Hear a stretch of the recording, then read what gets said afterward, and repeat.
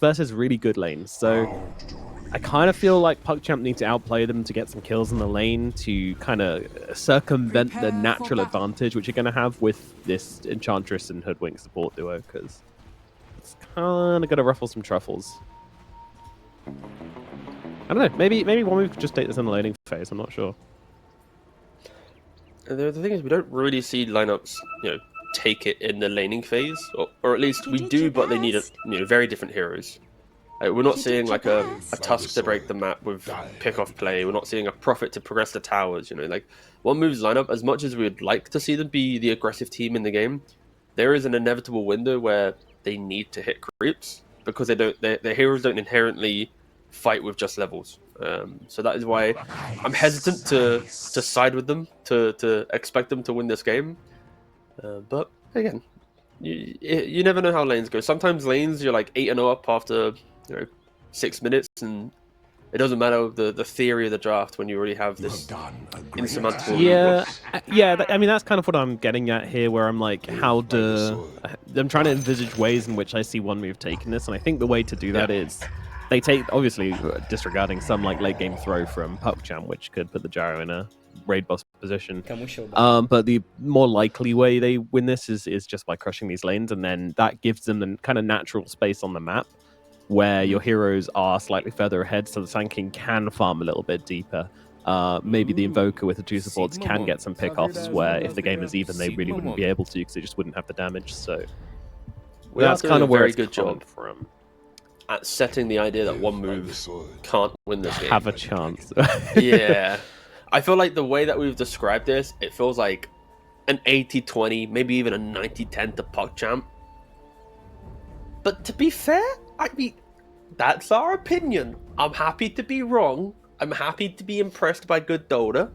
But, yeah. There's a lot of little things to talk about as well. It's like you've got like the Nyx laning against the Enchantress as well. So, where you want lanes to go well, Ench can't do the bring creep to lane because Nyx can instant kill it. And then, of course, you've got like, I don't know, there's so many little layers to think about. Yeah, there's so much like good stuff when you kind of break down these drafts and like even the individual matchups. It just kind of, I don't know if I'm being biased here, but it just feels like everything is going PuckChamp's favor. Like this Nyx assassin does so much work this game. Like it's such a good hero in this game, and that was an early pick as well. But you're going to be able to stun the Gyrocopter, who doesn't have a BKB, so he can't get off his flag. So you're going to be able to stun the Sand King out of his combos. There's a Hoodwink who could just like catch a stray Acorn shot, and 2 really squishy supports for him to be able to burst through if he gets really rolling in this game. And even Evoker can have issues against the Nyx assassin as well. So the Nyx feels really good. Shadow Demon just always feels good. My guy. He like smoked up, he sees the Watcher taken by Radiant, he's like, no, this is my Watcher now. That was very scary. I love it when supports it. It's a bluff, right? Like there's no way a solo support Shadow Fiend would run up the high ground at 4 of our heroes. Meanwhile in the bot lane, Nyx is like, hi, I'm at the Twin Gate, don't mind me.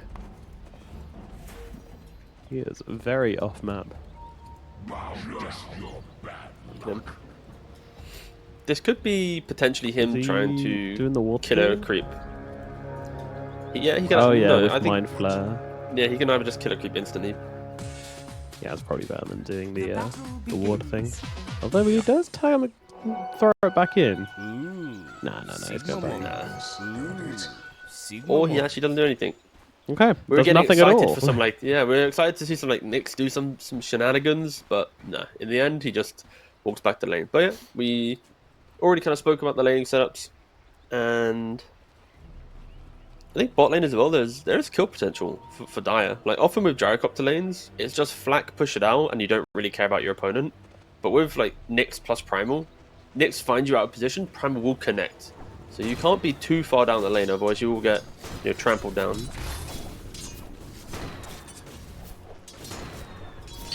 Mid lane, the aggression's already coming out from the both of them, just trading spells to start with. Some cold snaps and boulders being thrown out. That's kind of expected. We'll see how Sanctity can do in these early levels, but so far so good. He's been able to secure himself a lot of CS so far. Yeah, this matchup is, CS wise, you could argue it's pretty even. Maybe even Earth Spirit can get a couple more because he's a melee hero with good wave clear with his spells. But the rotations are key. Earth Spirit naturally wants to seek the rotation, and Invoker wants to counterplay. So you kind of have like the Earth Spirit who will always make the first move, and then Invoker that will always follow that first move. So they need to make sure they have like the correct resources, as both heroes will probably meet in the same lane when they go to gank. It can be very difficult for Earth Spirit as well. Like, you basically need to have very clean, very quick rotations on this Earth Spirit to not get caught out by the counter rotation. A little bit of a miss there on the bushwhack from Not Me. Just going to take a ton of damage back from Kaori and his illusions because of it.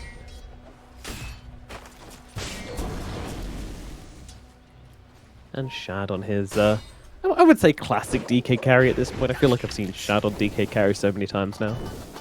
Who loves it? Everyone plays DK carry at this point. Ooh, Kaori trying to finish off Not Me here. I don't know. Does he have the damage? Right click's coming through. Shad's joining in the mix. He's going to stun him up, and that will be the first blood going to Kaori. Whittles down the hoodwink. Turns out that bushwhack cost them a lot. And the lane was going pretty well for one move. They just kept shoving it in. They had the PuckChamp available. Sand King was top of the CS, but you set yourself out of position one time, hit the shock blood grenade, and yeah, you are going to be going down. So Hoodwink needs to be careful. These are the deaths that pretty much catapult a DK to his farm game. If he leaves lane with a couple kills, like, he always going to CS. Like, it's very rare that DKs get pushed out of lane with sub 50 CS, right, in laning phase. So giving any kill will just quicken the Armlet and the Mask of Madness. And stacks already getting made by the next assassin on the Dire side. So you can feel the slight efficiencies coming in from PuckChamp here. Will you not mention Armlet, please? I haven't had breakfast yet, and it sounds too much like omelette. Yeah, that's true. And I also am probably going to have an omelette for breakfast myself, so... I could have the same. I've been having breakfast recently. Scrambled eggs with spinach. Eggs every day, yeah. That's what I've been having every day. That's nice. Yeah, I've got spinach. I'm going to have the same today then. Go Top for lane, it. a little bit of a scuffle. A little bit, yeah. Just a few kisses headed the way off the Hoodwink, and Not Me does not enjoy that. It's a lot of damage coming out from this Dragon Knight. Yeah, and mid we had Invoker going on to Sanctity, where he jumped pretty low, but he knew he wasn't dying. You could see there was no panic in the keyboard clicks. Well, technically the mouse clicks, but still. Yeah. Nice. Calm as a cucumber. Gonna bottle himself up with the bounty. Now go for the water rune. Bottle up again. Keep those sticks in the backpack. You might be able to get another water rune here. Let's see if Difference does anything about it. That's the issue with not having Exalt. You can't counter the runes. So I think it's pretty early rotation top actually. Yeah. Oh yeah. What are we doing here, folks? What is this? What am I looking at? Not Me's going in pretty deep. Doesn't really have much health, but they will scout out the next assassin TP. But does it really matter? They're going to come in with a stun out onto Rain. Bushwhack into Shad though with the burst strike coming through. It might be enough to bring down the DK. DK gets a kill, but it does die himself. So they get their target. They get their man. Now, will they take any more punishment for this? SSS running through the trees, should be able to get himself away. So it will just be a straight up trade, one which does favor one move. Yeah, it was a pretty early rotation from the Ench, but you know, these are the things you got to do. Right? When you think about playmakers, it is going to be Sand King. So I like the fact that one move are respecting Sand King being your playmaker, and trying just to punish Shad a little bit. And interesting, actually, Shad isn't going for the build that we have seen a lot from the big lads on the DK. He's just going for the Mage Slayer potentially. So he wants to fight early. He doesn't want to be this like all farming, all carry DK. So potentially Dragon Knight will go for a different build, but again, it is early days. He might change it up. Does it feel like you're then lacking an insurance policy though? Anything to kind of properly carry the game for you if it goes too late? Yeah, I'd argue the Armlet and the Mask of Madness, or even just Armlet, gives you pretty much like a timing of 30 minutes. I have everything, compared to with this build, if you don't get kills, you're always pretty much like an item behind, it feels like. But it shows confidence that they want to be aggressive. They want to utilize Earth Spirit and Primal Beast and get kills. You know, trying to kill the Sand King. They certainly are, and they might just be able to do so. Nice stun from the high ground, but it does look like they're lacking in damage here. Going for the TP out of the Sand King, but look who's here. Sanctity comes across from the sidelines. They need a little bit more to finish the job, though, and they just don't have the vision. He's just on the edge of that sentry ward, so SSS might actually his own sentry. Just live. Oh yeah, it's their sentry. Handy. He's gonna run himself away. All right. Well, PuckChamp, straight up, they're just making mistakes here. Not bringing in any vision to that gank is highly questionable. Alright, who buys dust after that? Someone gets told off, and someone... Okay, no, Nyx already has it. Okay. Nyx Assassin got told off and bought the dust. Good. But yeah, in regards to farm, like CS-wise, they're doing very well on the side of one move, but it's only a matter of like 200-300 gold advantage across the cores. Of course, DK being DK is top net worth. But I like the fact that this. I think the DK build will be pretty much, as we enter like kind of the mid to late game, will be probably the key focus. Like if they're struggling to kill heroes, it's like, well, he's missing an item because he went Mage Slayer. But also he could have an insane map play because he's so tanky with the Mage Slayer, the magic resistance, that he's able to soak up the Sand King to then give better fight entry for the Primal, the Earth Spirit. Right, like someone needs to be standing up front in the PuckChamp draft. And Earth Spirit and Primal both play on the backline, reinitiating. And that's maybe why he's opted to go for the Mage Slayer. It's like, if you want to progress the map early, if we're getting kills and want to hit towers, my DK has to do it. And if he's going double farming item to play for 20 minutes, then 10 to 20 minutes, we have no play to make, right? Or at least my DK can die in that time because he's going to be, farming items, trying to hit towers. So I like the fact that he has bought an item for his team's plan, but sometimes you need to be selfish, especially when your carry feels like he can 1v9 a game, right? And I kind of feel like DK in this game could, in theory, 1v9 it if he just has, 4 or 5 items, but either way, he's going to go Mage Slayer. He's going to be a bit more active. Based on the points I made, I don't mind it. I like it, especially because his team can utilize it. Like if he's going Mage Slayer and his team doesn't want to be aggressive, then obviously it's pretty bad, right? But here there's a clear mesh of ideas that is going to work out for early game movements. And yeah, we'll see if he does want to utilize it in that way. We shall see indeed. Yeah. Bit of a disconnect coming out here for the Earth Spirit. Hopefully get him back in the game quite quickly. Doesn't take too long usually. Yeah, what's the Invoker? Invoker also going for the Mage Slayer as well. Wants to just be that classic Invoker. I guess there's no big call here for the Spirit Vessel. It's alright versus the DK. It's not fantastic. You just rather go for the Mage Slayer, reduce a lot of damage coming out from this Primal Beast and from the Spirit as well. See a lot of value in that.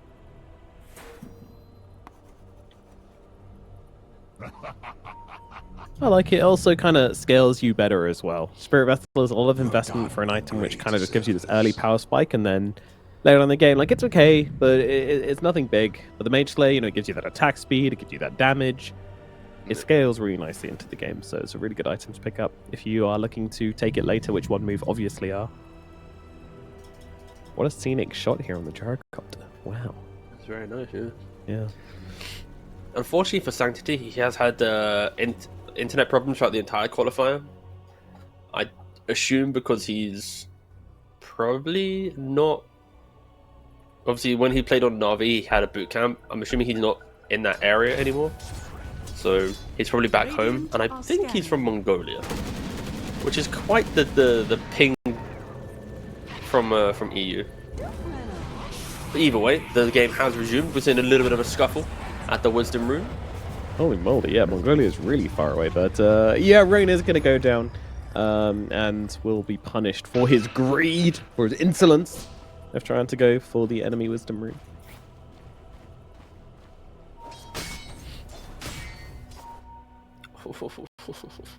Oh no, another one bites the dust.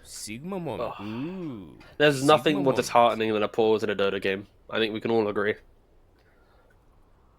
Other than, players saying bad stuff and giving up. But second to that, there we go.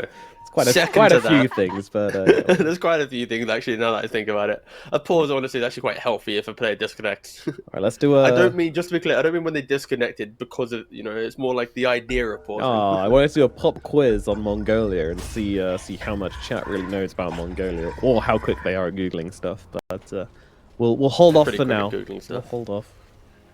Hey! Oh, good. Sanctity's gone again. Guys, he is AFK. I don't think he is AFK. What do you guys think the capital of Mongolia is? What do you think it's called? I didn't know this at all. I'm revealing my inner unculturedness, but also, who knows what the capital of Mongolia is called? Your time is up. Too slow to Google. It's called Ulaanbaatar. I don't know if I'm pronouncing that correctly. Probably not, but Ulaanbaatar. What a cool name. I wonder if that's where Sanctity is from.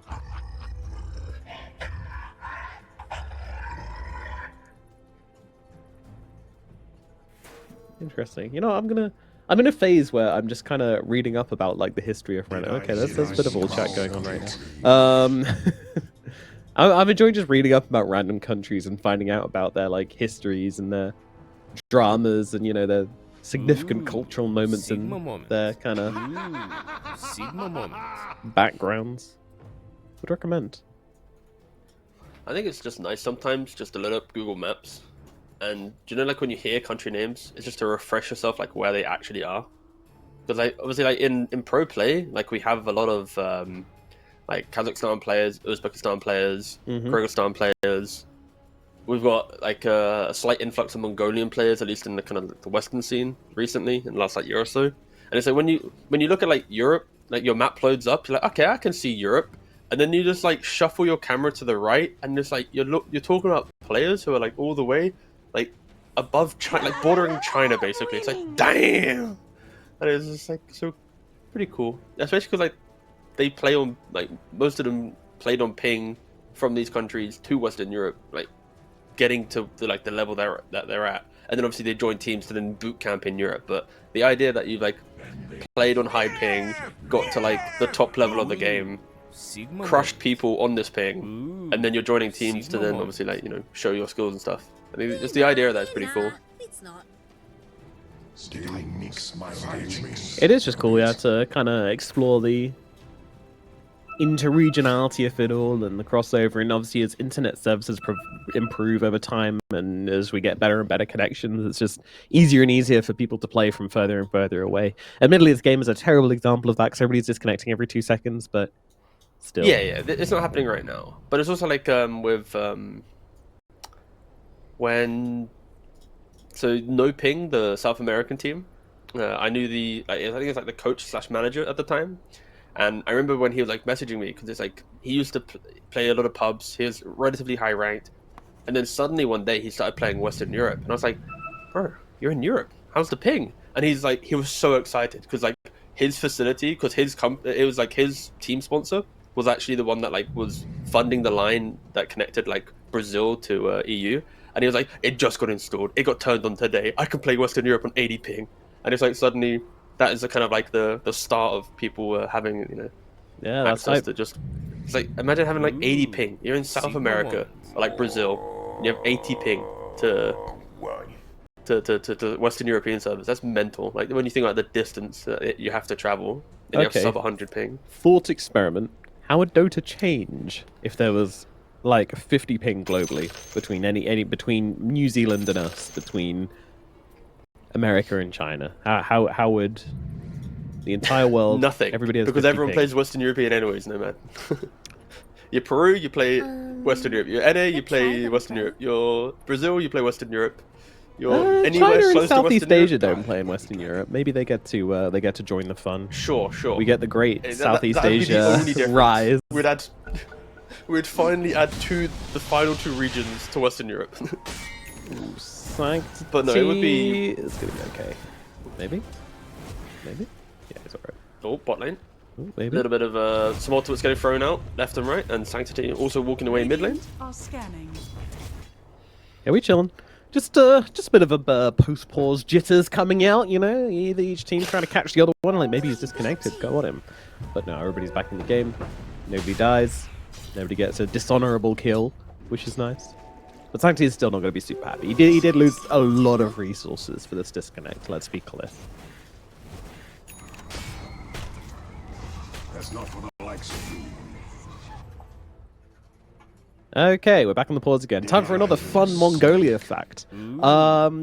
Guess what religion in Mongolia is more popular than Christianity and isn't Islam or Buddhism? Oh, you're never going to get this, by Buddhism. the way. Okay. Buddhism is by far the most popular. They've got a lot of atheists as well, 40.6%. Islam very small, but this religion, they've got 2.5% of shamanism. Isn't that cool? Yeah. I'll be honest, I don't really know much about it. I always thought that shamanism was kind of more of like a I guess Buddhism is as well, but like a less kind of codified religion compared to others. But I don't know. I'll look into it as well because that also sounds interesting. Oh, another pause. What are you doing, PuckChamp? Mongolian shamanism, known as the Bu Morgul. Now that is cool. The Bu Morgul definitely sounds like a Dota item. More broadly called the Mongolian folk religion, or occasionally Tengerism. Alright, I'm gonna talk to you real quick. I'm gonna be true with you. Yeah, go for it. We've had like 12 pauses in the first game and you're already broken. I'm just interested in this. I'm assuming that all my years of casting, I've ever heard you drivel more about random stuff. What do you mean random stuff? I'm diving into the culture of Mongolia. No. I fully respect the culture of Mongolia, but we're in a Dota game, you know, and like nothing's happening. There's like players. Normally, this is like, do you know when you're on like your third best of 3? There's like 7 hours of delays. Yeah. You're like your next series for the next day is already getting closer. Like that's when I expect this, but I'm worried. We're in game 1, day 1, series 1, and you're already resorting to the cultural deep dive of a nation. Yeah, I'm kind of just following my own my own path here, but no, you're probably right. We can talk about the game a little more, but again, it's been a pretty slow start to the game.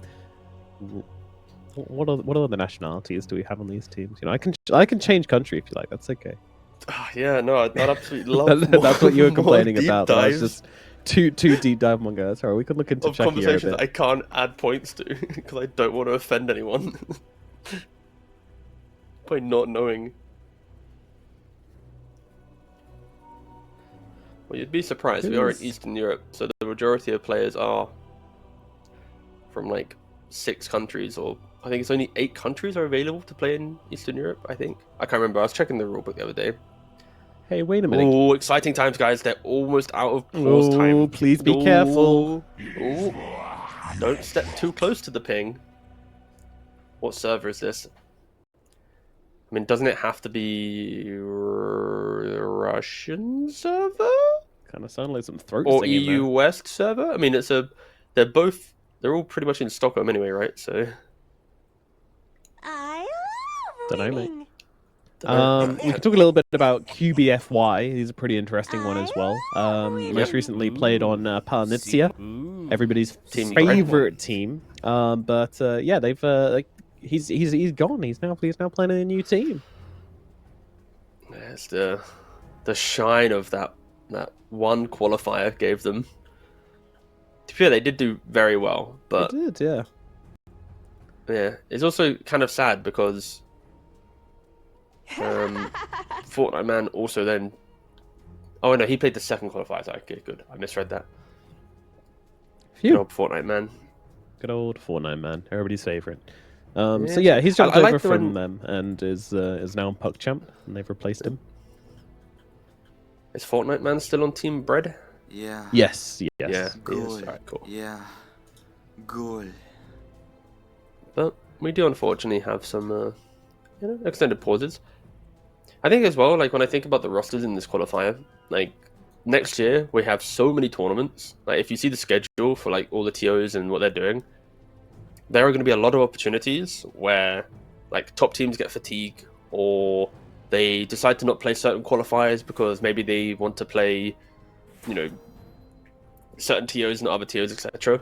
So there's going to be worlds where like if you become a, you know, top 6 team in your region, and if your region starts getting invites, there's a good chance that you can make it to events. And like, for example, let's say, like a Navi Junior, right? There's a high chance that if they get some form, based on, let's say, like the 30 or so events next year, they're gonna get at least one to play in. There's gonna be that one run for them, and that could be like everything needed for them to, you know, to make it just an extra step deeper. But, oh no, the admin's not telling them. You only have 10 minutes of pause time. You've already consumed 3 quarters. Don't make the Dota players do maths, dude. What are you doing? It sounds like, you know, like oh one my of those, god, they skipped school to grind invoker pubs, guys. Come on. No, this is what the school tests were for. All those math tests where it's like, you have done this to then do this. This is the quality of that question or that statement. Yo, you didn't do your maths. Yep. That's a sick idea, actually. I'm gonna write into the government and ask them to replace all like the maths. You know, when they're like, "Oh, Joey has 18 loaves of bread," we can be like, "Rain has 6 minutes of pause time left." However, there we go. And then it's like in the italics, like brackets, it's like, and the enemy team will not give theirs out of sportsmanship. Oh, okay. Well, this is honestly, yeah, pretty rough, especially because we hyped up. Oh, he's back! It doesn't matter. yo, Return of the King, QBFY jumping back in. The QBFY God. Palinizia player returning to the PuckChamp roster. G-Try, okay, that doesn't inspire confidence. G-Try is my most feared sentence in Dota. Of course, we must remember and be, you know, sensitive in the situation. The lad is a Ukrainian player. Often, Ukrainian players have internet problems or power outages due to the current situation. So, hopefully, he is okay, and you know he can get a stable connection for this game. And now the game returns. Dude, yes, we will have it. I mean, we don't know how much he's lagging, to be fair. So let's give QBFY the benefit of the doubt in this game and just, you know, see how he's getting on. See if he's able to land those stuns, etc. Hoodwink gonna break the smoke accidentally. That's quite good though. She has pinged it out as well. They're trying to surround this Hoodwink. Something tells me, not me, will not be escaping this time around. Although, PuckChamp did actually kind of back themselves away, but Sanctuary should just be able to do this, right? Like, stuns. A little bit of time. Banishment, okay, gonna make things take a little longer, but they'll finish the job. Job done. Hero dead. Kill gained. So, yeah, I mean, overall in this laning phase, pretty even across the board, really. No one's got any significant advantage. I mean, look at these cores. They're just all hanging out. Everybody's within like 500 gold of each other. You don't see this too often. No one's really had a bad time. It's just a nice, lovely, lovely chill agreement between everybody. We kind of need to, we can quickly TLDR refresh our kind of draft analysis, just in case you just tuned in, and also after the pause in which you kind of went AFK. You know, Dire, their scaling, the ability to be very tanky, will prevent one move's, you know, enjoyment of the late game. So we have high expectations for, you know, Sand King to try and pop off in the early game and give life to one move's lineup. And right now, based on net worth, like Nomad's mentioning, we are in a world in which one move can still present this opportunity before PuckChamp hits that triple core tankiness of DK, Earth Spirit, and Primal. It's insane, actually. When you think about those 3 heroes, there's a lot of HP to get through. Yep. Jaragop's gonna need to pump out that damage. Same with the Sand King. Boka, a bit more single target. Gonna have to find his target. Choose it wisely. And here we go now on to the Boom Primal Beast, but in comes the Disruption to try and save the day. Boom's going to be absolutely fine again. So much health to get through. We're seeing that now as he jumps in with the Pulverize, and QBFY's here as well with the stun, just laying on the damage onto Rain and bringing down that little there. And now, well, Sanctity flying forward, looking for more. He's got an Arcane Rune, so wanting to play this one a little bit more actively, but nice bushwhack connecting onto QBFY, and oh my goodness, he is just shredded. Down goes the next assassin. They will trade a hero straight back the way of One Move. Slight overextension there from QBFY, especially because he had no mana, right? Like, he's stepping up. He only had mana for Carapace once it come off cooldown, and not the best move there. But you know, both teams trying to poke at each other, trying to get a little bit more. And Sanctity finding Enchantress. Surprise Enchantress. Yeah, I don't think he meant to connect on that whatsoever. But with Shad nearby, maybe they can consider something. But he's going in with the Epicenter. They want to bring down Shad, and Shad, well, he's not looking too healthy. He's got himself a 16 wand. He's going to use it and try to just turn this one around. And with that Mage Slayer out onto SSS, it's really limiting his damage capabilities. In comes Boom to tank the power shot and keep Shad alive. Very nicely done from the Primal Beast. Beautiful positioning there, keeping everybody healthy. They do, though, however, lose Sanctity. So still a pretty big loss for them. And yeah, One Move just kind of death walling around the map at the moment. Looking good for them. Yeah. Oh, that's insane. Be careful now, be careful. But no, I love the way that they're playing. And this is kind of what we were talking about earlier, like the idea that I want to see all 5 of their heroes in the same lane at some point, because they have so much damage in the early levels, and try and just, you know, remind PuckChamp that it isn't just, you know, plain sailing to your BKBs. And Sniping is going for the Bloodstone Rush, and another no. and it's a different player though. So not only, so unfortunately Nyx has internet problems and he's disconnecting, and then Earthspirit also has internet problems. So potentially this could be a 3v5 for PuckChamp to play out. True, yeah. And they could do it, you know, SD Primal DK. You know, DK gets the... now he wishes he had the farming items. Yeah, yeah. Well, no, he doesn't, because if they leave, then he gets their gold, so... I just realised their team isn't called PuckChamp, it's called PauseChamp. Hey, oh. I'm gonna go leave. We'll let that one simmer for a minute. No, speak no matter, speak please. all right. Kaori, what you doing, bro? He's doesn't have his ulti yet. It's 12 minutes into the game. That's kind of... Oh, I see. No, that makes things a little bit tricky for them. That's for sure. So hitting the ultis a little bit sooner on the side of One Move just really opened up the map for them. And that's a really small advantage, which they just took beautiful advantage of. Did they get both Wisdom Runes or something? Did I read that wrong earlier? What, you mean the first set? No, it was a 1-1 split. It's 1-1 split on one of them, and then Rain died for trying to challenge. But yeah, they just hit the level 6s from that first gank, I guess, and then just continued it on. And recognizing that PuckChamp weren't strong enough to fight without the level 6 on their supports. Really, really good read, has to be said. 100% that was a call from them, and a very, very good call at that. You have done a great service. For what is a Shadow Demon without his demonic purge? And what is a Nyx Assassin without his vendetta? I'll tell you, T-Gov, they ain't shit. Oh, damn. They ain't. Powerful. Yep. But then also, I mean, the Eng didn't take royalty anyway. She's gone... Look at this build.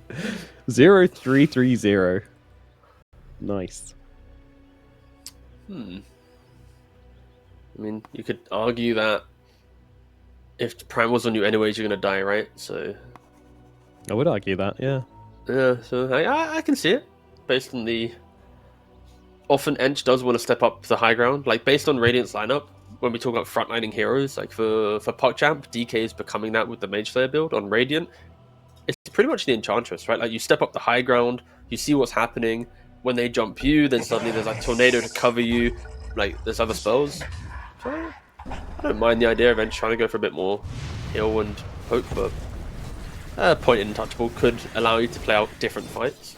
There are other heroes that will kill you, so maybe level 7 he picks it up. Or at this rate, he'll just ignore it until 9. But we'll see. Shad is really going for the I don't want to be the carry, but I'm still carrying a type carry build. He's now thinking about 4-star / Hurricane Pike. That's his next Yeah, item. my goodness. And he's getting ganked. Carry by number, not by name. He is half HP though. Yeah, this could work. Let's see. Tornado it should. connects. In comes a bushwhack, and there's the sharpshooter. There you go. He dead. Oh, and meanwhile, Enchantress. Yeah, having Look at the hill. similar issues, but I mean, Yeah. I don't think One Move care about that. They got your carry. They're absolutely fine to give up their Enchantress. Yeah, they're pretty content for sure. And Shad farming pretty, not aggressively, but farming in a very vulnerable position. That's probably a better wording for it. Especially when he was half HP. But either way, 14 minutes in, 14 pauses later, net worth is still relatively even. Yeah, they've got to be down to pulling the ahead. sub 1 minute on pause time left on PuckChamp now, so it does now kind of fall into One Move depending on them. It's gonna be like a pub. Next time PuckChamp pause, admin instant unpauses. Yeah. Just no communication. No, sorry, you don't get it. You're out. Stopwatch out. Also, we haven't spoke about Gyrocopter's build, but I really like the idea of what Gyrocopter is doing in the game. Right, like he Dragon Lance Falcon Blade. We wanted them to be aggressive, and he's not going for Aghanim's, right? If he goes for Aghanim's, he'll farm too slow to pressure until when PuckChamp's online. So he's going straight for the BKB, throw himself into the fight. If he wins the fight, then he'll kind of stumble his way to his farming item. But I like the fact that he is respecting he cannot farm for 20 minutes. He needs to be present in every move and tanking himself up to be able to hit towers. Both carries kind of doing the same thing. Early aggressive items to get themselves to be kind of the center of attention in the early fights. Nick's giving good information here, and even going on to the Invoker. They're going to try and jump in with the heal out from Rain, and that might actually just be enough to keep him alive. I mean, they've got a burst heal coming through. They'll just turn around onto the Nyx and blow him up. QFY is gone. Feisty on the run is going to be able to make it up to his high ground, so the gank was thoroughly unsuccessful. They just feed a kill to difference instead. It's just not fair. Yeah, you don't really have burst damage without the Dagon on the Nyx Assassin. Other than that, it's a lot of damage over time. So Enchantress is able to just fix every problem PuckChamp was trying to create there, and now they move to mid lane. Okay, this is good. This is exactly, please, keep this aggression, keep going. Showcase and boom. Oh my golly gosh, what's happening? Alright, PuckChamp have just, I think the multiple pauses have kind of skewed their perspective of what they need to do in the game. I'm guessing they need to refocus back we up saw during the qualifiers. Oh, I don't know, just one move. I'm just making obviously good moves, and you know this is their window to play out the game. But PuckChamp aren't really respecting it, right? Like DK's getting caught off farming, Nyx and Earthfit are trying to kill a hero next to an Enchantress. Then your Primal's also like under vision farming. It's like some sloppy moves from PuckChamp. They're gonna have to clean it up just a little bit. As Shad again in the same position. Okay, Gonna be found. all right. Once you get caught out, it happens. You learn your lesson. Or Shad, well, he's actually fine. He's juking, he's jiving, he's dodging. Oh, all skill shots successfully dodged from Shad. Now they look for the turnaround to the Evoker. He is gone. They'll look at the gyro as well. Beautiful stun coming in from SSS though, and that will set them up beautifully to turn this fight around. 4 dead on the ground on the side of PuckChamp. Very close. Very, very close indeed. But SSS is there in time. And what a stun from him. That is... Oof. Yeah, PuckChamp, they don't have the tools to do the damage. Like they need to farm just a little bit more. A lot more, actually. Yep. You know how we said early on, like, Shad's build would be our major critique of what happens? I think this build, now that we see the state of the game, PuckChamp never really tried to play with DK being aggressive when he got Mage Slayer. He just kept farming. Which then leads me to believe that this is not, you know, the best build for the game. But, again, it's... Shad decided to do it. I feel like he'd already have, you know what, 3 items. Armlet Mastermind is +1 by now, if he had the other build. Now Boom's getting pressured bottom, still wants to try and get to his BKB. Yeah, SSS is going to be able to come in through. Finish the job. QBFY trying to get something in return onto the hood, but that's just not going to happen. Sunstrike? Almost juked into it.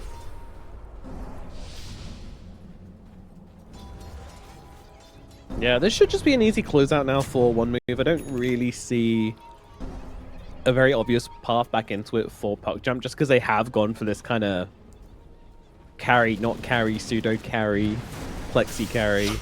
There's a many different types of carry. Spirit. Yeah, on the Dragon Knight, which is just isn't going to get them back into the game particularly easily. But Science T now going to lose his life by the looks of it. Doesn't really have a counterplay here. Kaori not daring to step up close with a disruption. In fact, they'd already use it on something else. So yeah, that's just going to be ripped in pieces. Honestly, I'm kind of a little bit baffled, right? Like, when we described the start of this game, it's like One Move only wins if they are like, not only, that's a bit bold of a statement, but their best way of winning is like super early aggression, break PuckChamp, but we didn't expect that to happen. And now it's like it's happening, and PuckChamp, they honestly look extremely lost. Like One Move are just destroying them on the map, going, pretty much setting up everything. And I'm willing to put a bit of that towards the disconnect. You know, it's impossible for us to know, but it does feel like they've been knocked off their ball by something. Whether that's by One Move just catching them off guard, or whether it's internet issues, and you know that obviously extends to communication issues and worrying about reserve time when you should be thinking about what you're doing next in the game. Like it just entirely knocks you off kilter. So I'm willing to extend them a little bit of grace and say that, you know, this game, let's just chalk it up to unfortunateness and move on to the next, because that's what we'll be saying. And Gyrocopter, he saw how kind of free the entry to the game was, and when I was praising him for the BKB build, he was like, wait a second, we're not getting pressured. Alright, sure. Then he flips back to the Aghanim, so he's also going to be scaling a lot quicker as he goes for Aghanims. And when we think about the fight right now, like, is there really any fight for PuckChamp to take? Ideally, you want to have maybe BKB on Earth Spirit? Or BKB on DK before you go fight next? Like, running into Sanking without BKB just obviously is, you're asking to lose the engagement. So now we're in this like limbo of when will PuckChamp truly want to fight? Dunno, mate. Well, I'm wondering that one myself. I feel like they built fight items and they don't ever want to fight. So now you're just kind of sitting there wondering, well, why'd you do any of this? I mean, to be fair, I don't want them to fight right now, just to be very clear. Fighting now would be awful for PuckChamp. But they could. But being out. Ooh, nice scouting there onto Kaori. That's good. That's secure them the kill, and Difference lands it with a Sunstrike. Either return kill. Maybe not. Maybe not. They've still got enough heroes here to make something of this. So, yep, QBFY is going to go for it, and leashing onto the Gyrocopter. It's a bold target, but let's see if they've got the damage to take him down. Shad just wailing away with the Primal as well. They'll punish the lack of BKB on the Gyrocopter. Nicely done by the side of PuckChamp. Now, can they get away? BKB on Boom should allow them to retreat successfully. Not really much response coming out from One Move for that one. So, okay, we see the first signs of life coming out from PuckChamp, playing across the map pretty well. This is why I love Dota, Nomad, because like Gyrocopter's build, I think, has been pretty important, and like in how I've been approaching like One Move's ability to play the game. I was excited for the BKB. I then talked about how he went Aghanims because the state of the game, they had a 10k lead out of nowhere, so he feels confident. And it's like, if you think about that scenario, like imagine if he had BKB instead of the Aghs in that moment. He'd press it, turn around, you'd probably not wipe PuckChamp, but you get 3 or 4 kills, right? And it's all because like the 7 minutes of aggression beforehand shifted his perspective of the game, but then PuckChamp find that one opening to kill him, and all the little dominoes have set up for what is arguably like the only kill that PuckChamp truly wanted in this game. Kill Gyrocopter once, get yourself to near BKB. Like the DK, he went from having no component of BKB to now 1.5, pretty much, from the last couple minutes of play. So I think PuckChamp are refining their groove a little bit, trying to obviously understand how they want to get to a winning position, but One Move, they don't really care. They brush off that death instantly into Roshan, and they'll be getting themselves an Aegis. onto the gyrocopter so he can start hitting buildings and not worry too much about the jump. And now we head to the top lane. One move, they want to take over this map. They want to pressure, and they want to take control. So, yeah, I mean, for PuckChamp, it's kind of the same again, basically. They want to repeat the same thing they did before, where they dangle one hero somewhere on the map and then make their actual play somewhere else. Sacrifice a lamb to kill a pig or something. It's a pretty grim analogy, but...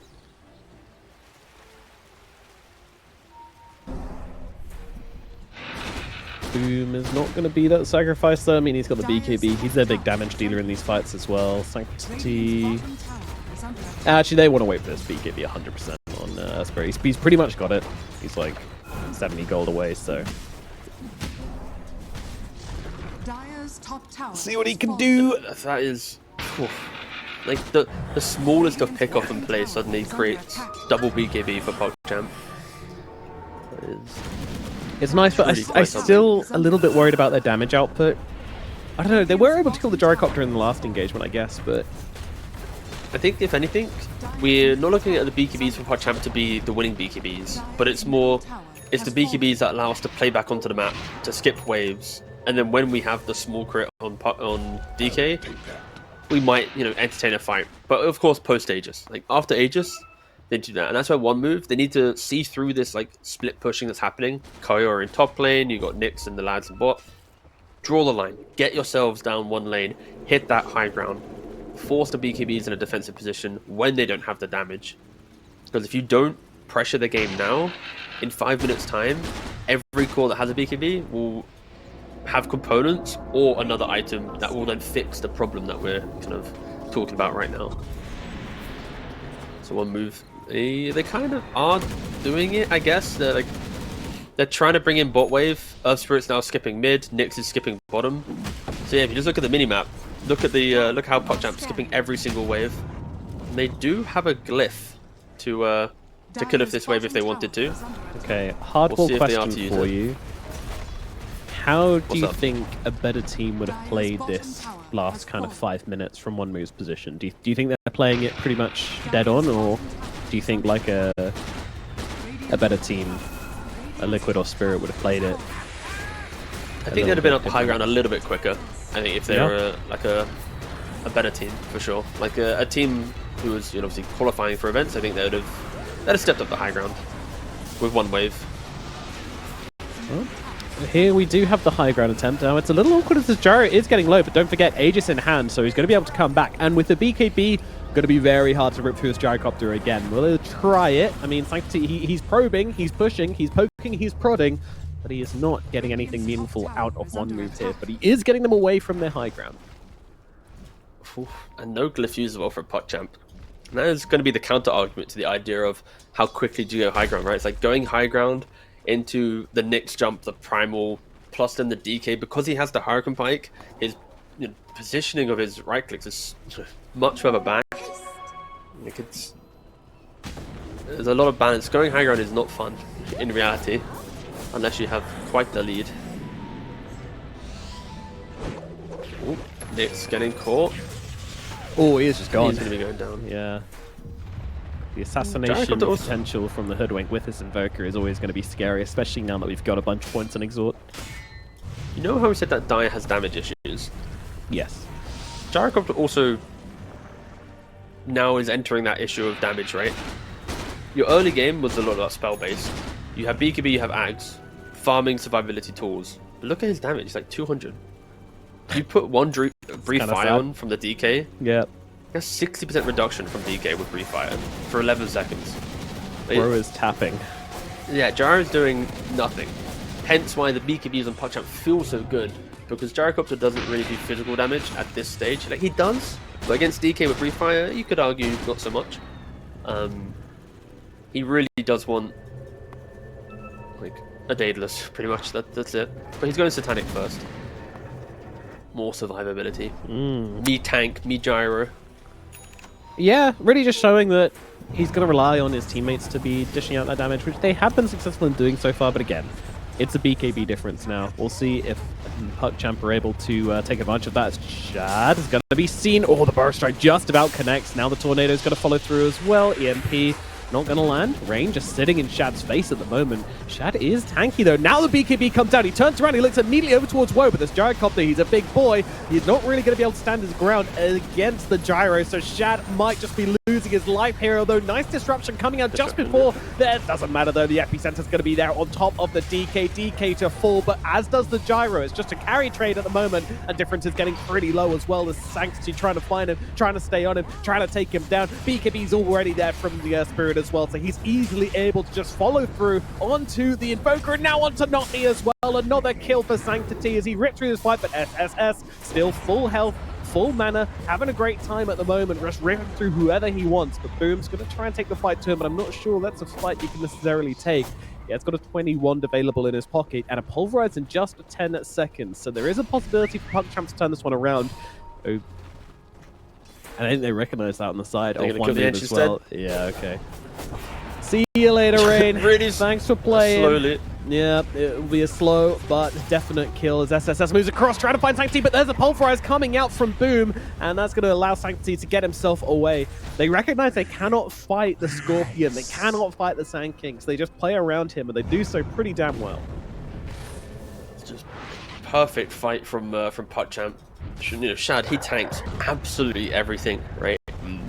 Of course, he's able to open it up for everyone else, and the damage that we mentioned for Gyrocopter really came to light. Like, he stood his ground, pressed flak, and he's like, guys, no one's dying. I'm flacking everyone. Yeah, please. yeah. I'm getting flak on everyone. They're just like, so? Nobody cares, bro. Very awkward. It was very, very awkward. He is going to commit to the Satanic. Stubborn carry players, I guess. He's pretty close to it though with the Claymore. Radiant are scanning.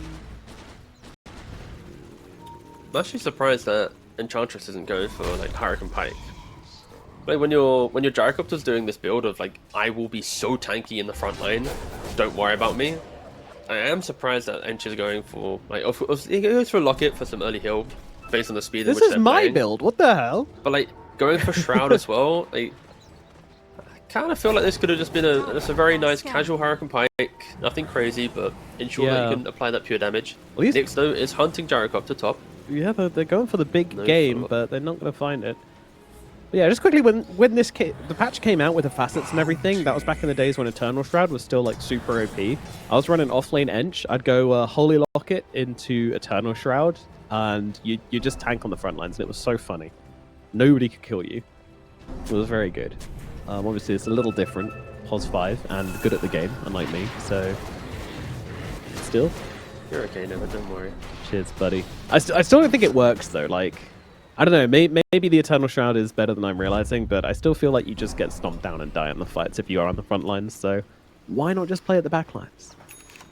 Why not just hang back? I don't know. But either way, we're going to see a smoke coming out from one move. They want to get a kill before they go for this Roshan, rather than just forcing it.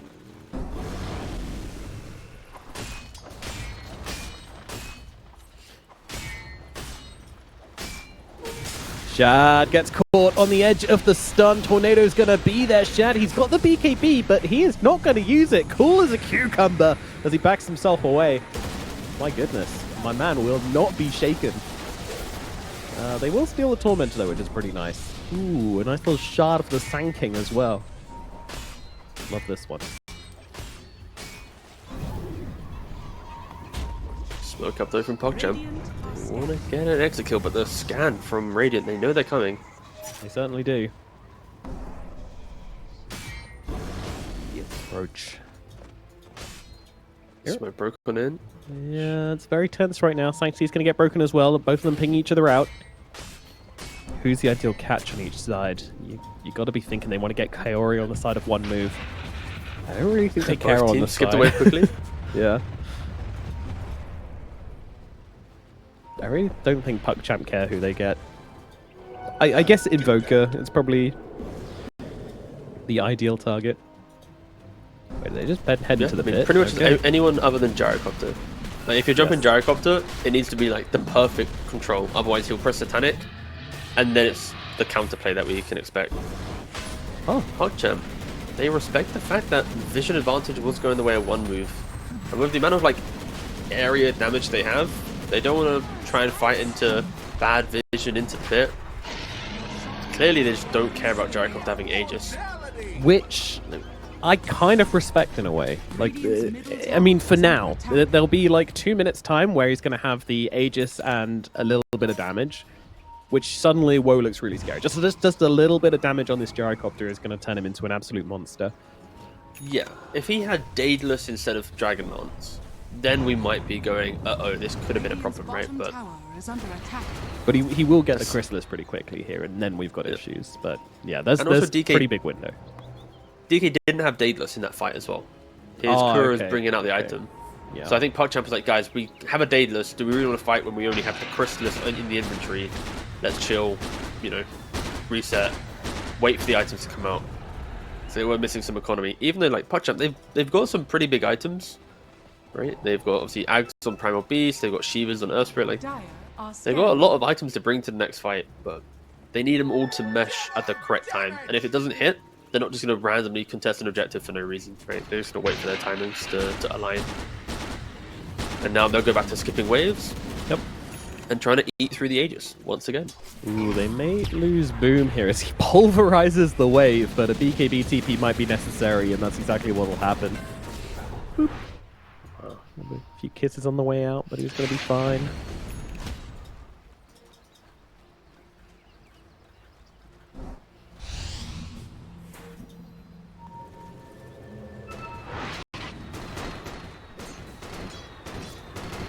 If you're a PuckChamp fan, then I hope you enjoy, you know, wave cutting, skipping, split pushing, how many other ratting. It's not even ratting, they're not even trying to hit the buildings. It's kind of just like constantly poking their opponent. But don't worry, in 3 minutes time, guys, when this Aegis expires, the game is going to go crazy, I promise you. With more map play, wave skipping.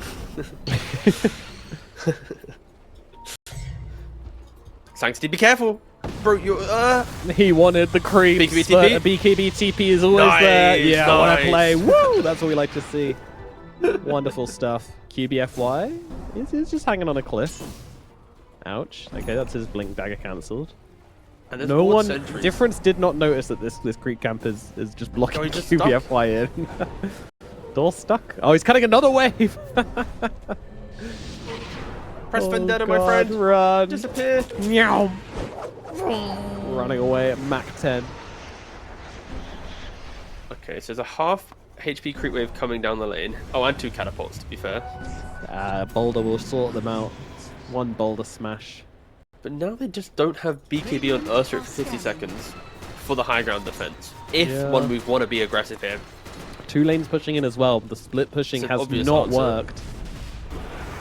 Flag Throwing used. down the Roshan's banner. Yep, on top of the boulder to try and make sure these creeps stay alive. And with the catapults, they should be able to take this tower. But what more can they get? Whoa, it's just going to straight up lose his life here. They got chained up the stun with that lovely spiked carapace. And yeah, these ages have not been very useful for them. And well, now back himself way down to the low ground. But SSS has gone on to Sanctity here. It's a decent target, especially because he doesn't have the BKB. And SSS just ready now with the epicenter, blocking it up. But down goes Sanctity. He goes south. And whoa, pretty low. But he's got himself a Satanic to heal himself back up. But he's just not doing enough damage to heal. So Shad is just going to be able to force him back, but also gets himself forced back. But Boom comes ripping through, double kill, finding 2, looking for the 3rd. It's going to be Air Spirit, and he is going to jump on top of SSS as well. Shad gets that one as Rain goes down as well. Another high ground, another absolute failure from the side of One Move. I hate to say it, T, but where is the damage? I mean, where's the detection as well, right? In the previous high ground siege, they had a sentry down, but it was on like max range, so Gyrocopter had like milliseconds to react. This time, there was not a single sentry in play to protect the Gyrocopter. And there's also not a gem, so there's no way for this Gyro to go, oh, Nyx is about to jump me, let me just preemptively BKB. But obviously, he has Aegis. The Aegis, it feels like it's doing nothing, because Nyx is just eating it every single time, and that is why PuckChamp did not care about the Roshan. They you know, let the Gyro take it, who cares? We're going to deal with it very easily. soon Scardy complete on Shadow as well. Ooh, QBFY, you gotta be careful. Just jumping in like a madman. Of course, that fight also goes well because Kaori does a really nice save onto the Earth Spirit. He then rolls to the side. So just very good fight selection from PuckChamp, and many critiques available for how one move approached that high ground. Yep. Yep. Many issues. They played a decent game so far, but these high grounds, both of them, have been problematic. They just don't really seem to care about Aegis. They just let the Aegis get popped.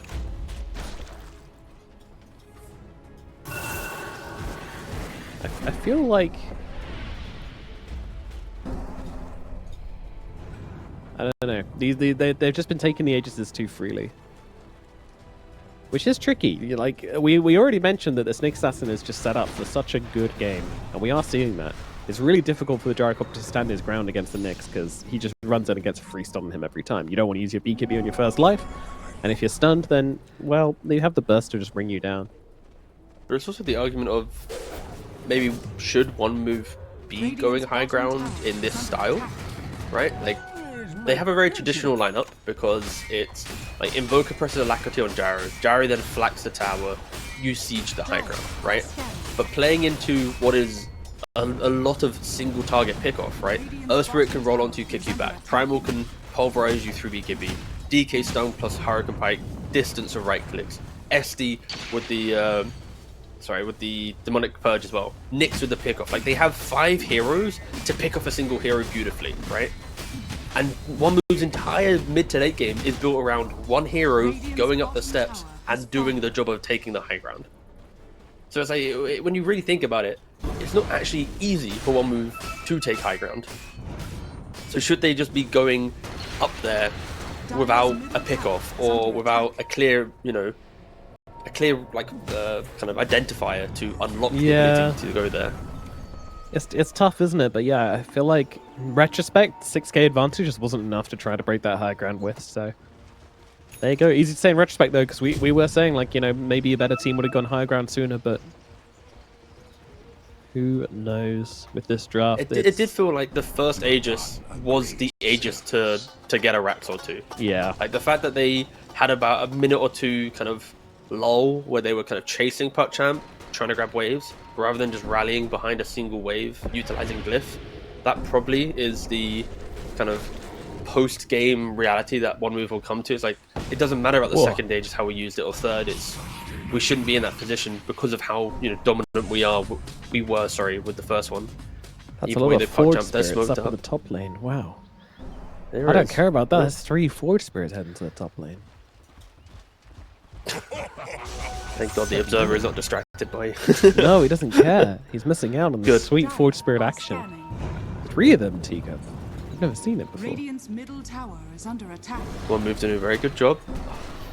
Hugging their high ground ward to the Getting bottom their side of the map. Forge Spirits to the top lane. Yeah, they are. I agree. It's all about Roche now. He has respawned. He's in his pits. So last time when One Move were able to get into this position, PuckChamp just didn't face it. They just ran away. They fight it this time. That's for sure. They have 1 smoke less. Actually, they have 2 smokes on PuckChamp. They've been so defensive in nature that they haven't had to use any smokes in the game so far.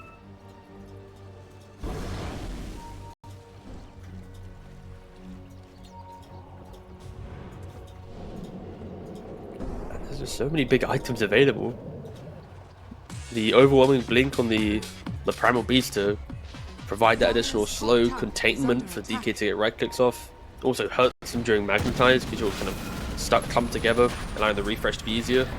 Roshan is going to be roaring, and PuckChamp, this is going to be going down pretty quick in about go. They need to be quicker than 6 seconds from now. They've got to get into the pit.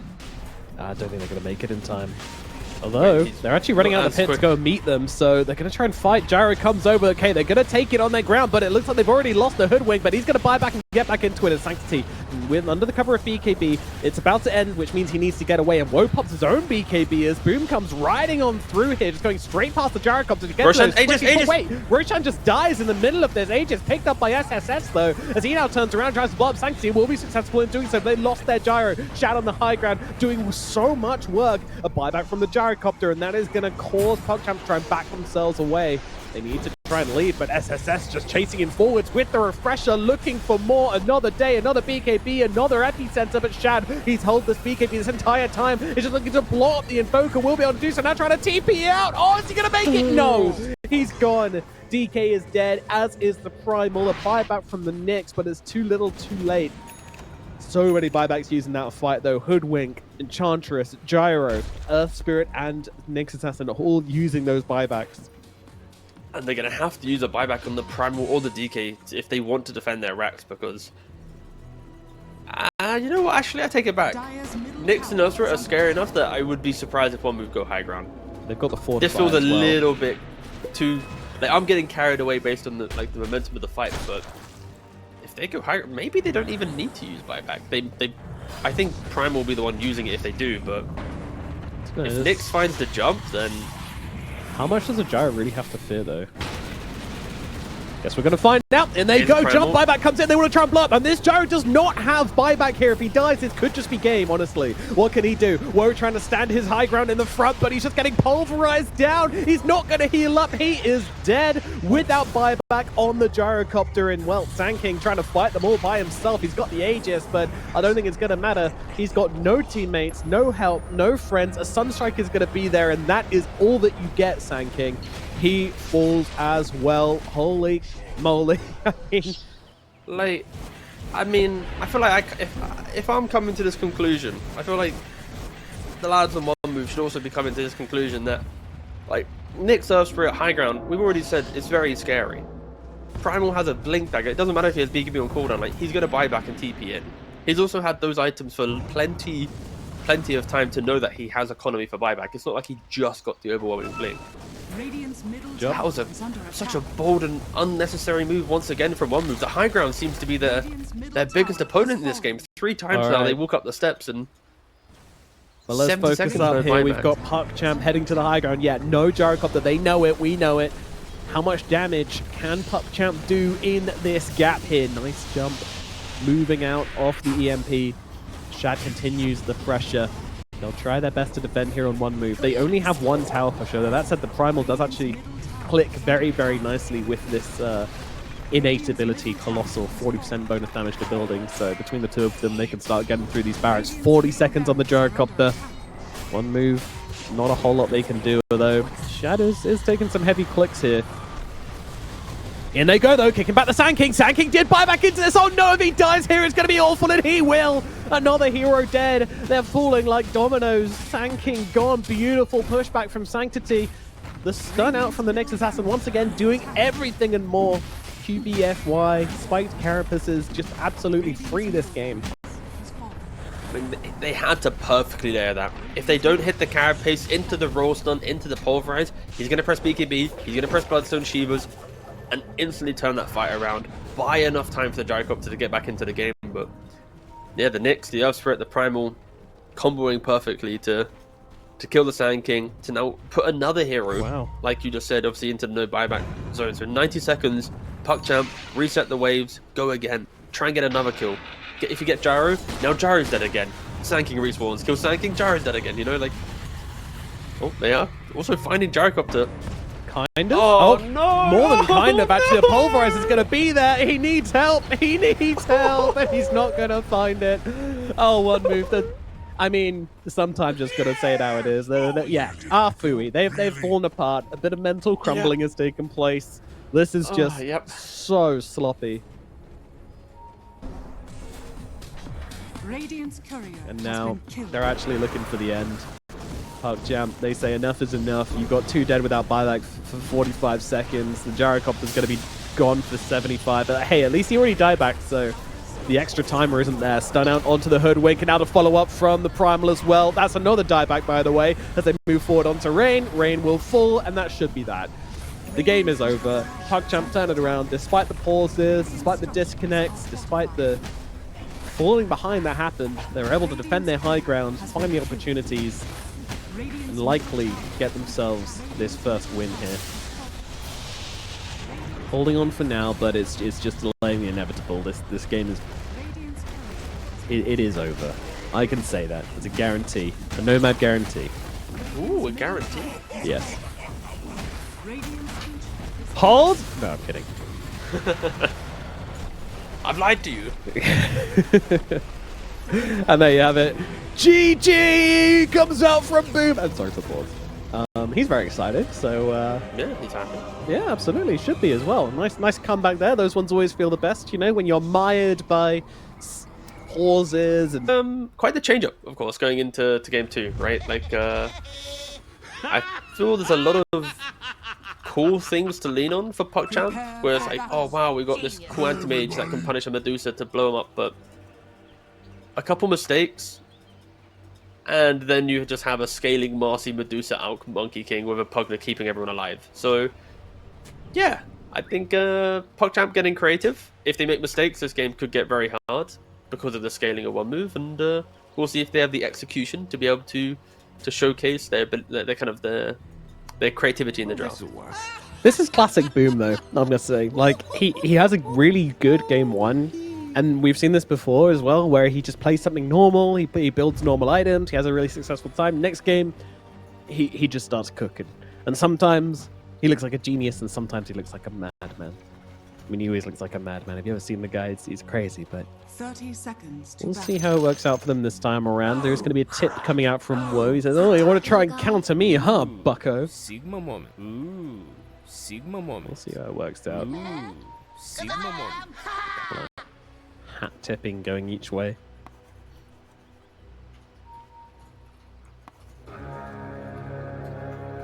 Rain looking over the bounty.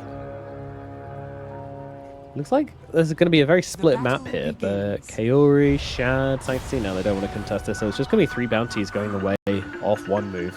Alchemist's going to be very happy about that.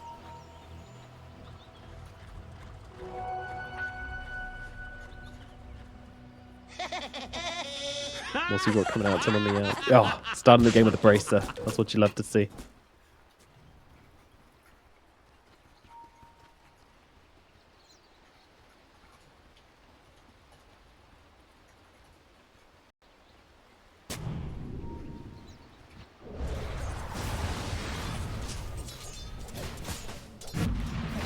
So Woe moves down to the bottom lane, interestingly, and yeah, Boom's They were trying to dodge the anti-mage, but they followed, and now they have the lane. And also, it's like they put the Crystal Maiden with the anti-mage, so if you do step up too far, you're gonna have the Crystal Nova for the slow to give more mana break from anti-mage. Then you have the Frostbite as well. Woe's going for the twin gate. Boom just like, hello. Take a hit. Where are we going, All right, bro? and follow. Where are we going? Oh, this is kind of cool. Yeah, they're waiting Hold. for him on the other side. And now He Boom wants to see a is hero like, come through first. He's like, hello, my good friend. Wait, what? Ow, you just TP'd to bot lane and have... No, this is not the... No. Pugna trying to help out. I mean, Kaori's kind of low, but Boom's just going to be able to run down SSS. What an outplay from Boom. That's going to get him first Such an blood. outplay. Oh my god. He just was thinking too much about how to swap the lane successfully and didn't actually consider that he might just die. Yeah. And now they get the And swap now anyway. Anti-Mage Oh gets my the top god. lane. It's a disaster. Boom's having a great time. Sanctity's moved down here as well. Also didn't use the TP scroll, so yeah, things are good. And Shad is mid on the gyrocopter. Feels good too. Feels good to be right. Although it's not having a good time to start with, but maybe he'll pull it back together.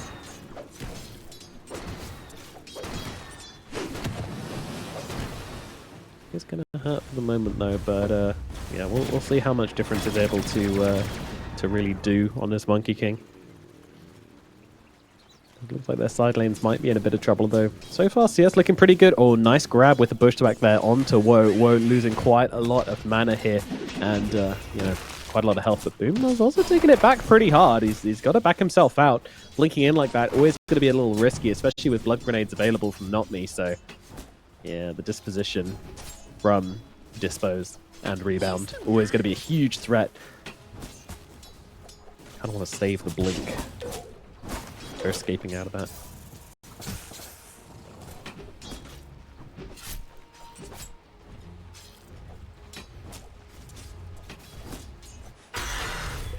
They should make it so that Acorn shot can bounce off wards.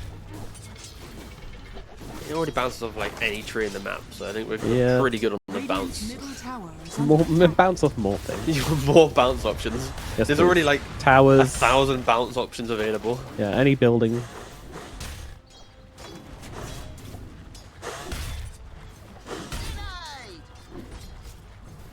Yeah, I do dislike tree bounce trick shot. Any facet which makes a spell easier to use, I dislike. So I'm just one of those guys. I always believe that. I mean, I actually no. I'll take it back. It shouldn't. If it makes it easier, it's fine, but it shouldn't make it better if it makes it easier. You know. It should be like familiars, the Visit Familiar one. Ah, yes. The lower the skill, the less damage. Yeah, Shadow well. getting dabbed a little bit mid. Ooh, yeah. Again, they did actually put the. Obviously, you haven't really spoken about the mid. This is still not a good lane for Jaro. With the fortification as well. Ow, run. He has a fairy fire though. Oh, he's so slow. He's so slow on Shad. Yeah, fairy fire's not going to save him. Difference just runs him down. He had a branch to maybe try and hide, but no. Anti-mage taking heavy hits up on the top side as well, but does have the blink available, gets himself out. Again, just trying to trade health because Woe is actually really low at the same time as well. He doesn't have much mana to work with, but neither of them getting punished too much. QBFY trying to stand up as well as down on the bottom side. We got some pulling going on, we got some shenanigans. But yeah, overall, like, Alchemist seems to be doing really, really well from this lane swap. Sure that Medusa's not having an amazing time, but she's also not really getting shut down either. Yeah, I mean the Alk does well, right? We already mentioned how Alk into Timber is a pretty okay matchup for Alk because you have low armor Timbersaw without the passive build that we see. He's laning with the Pugner, like it is the strong lane that we wanted to see from the draft and which kind of come to life. So Alk should, in theory, you know, get to the top part of the net worth. The question is just like, what build is he gonna go? Right, like you've got a monkey on mid lane, high physical damage. You've got Medusa as well. Like, are you just gonna go Radiance and have 3 physical big scaling cores on one move? I'm kind of not opposed to it, but especially because all 3 of their cores are potentially about to be top of net worth. Dire are scanning. it's a little worrying. We'll see if it comes out to affect the early mid game. Like again, neither team has a draft, which I'm really expecting to just kind of run at the other early on. Although maybe with this Monkey King being in a really good position, that might not be true. Difference though did use the Boundless Strike to get off Jingu. Jumping onto Medusa. Oh, the Sentry, he sees the Observer, but he can't quite reach it as yet up on the top side. He'll throw back QBFY, and he will be the one to die. 3 seconds still on the Blink for Boom. He's going to try and use a counter spell to get himself out. Blink away, and he will survive this. So, nice counter rotation from one move. Answering the Hoodwink and the Anti-Mage's aggression once again.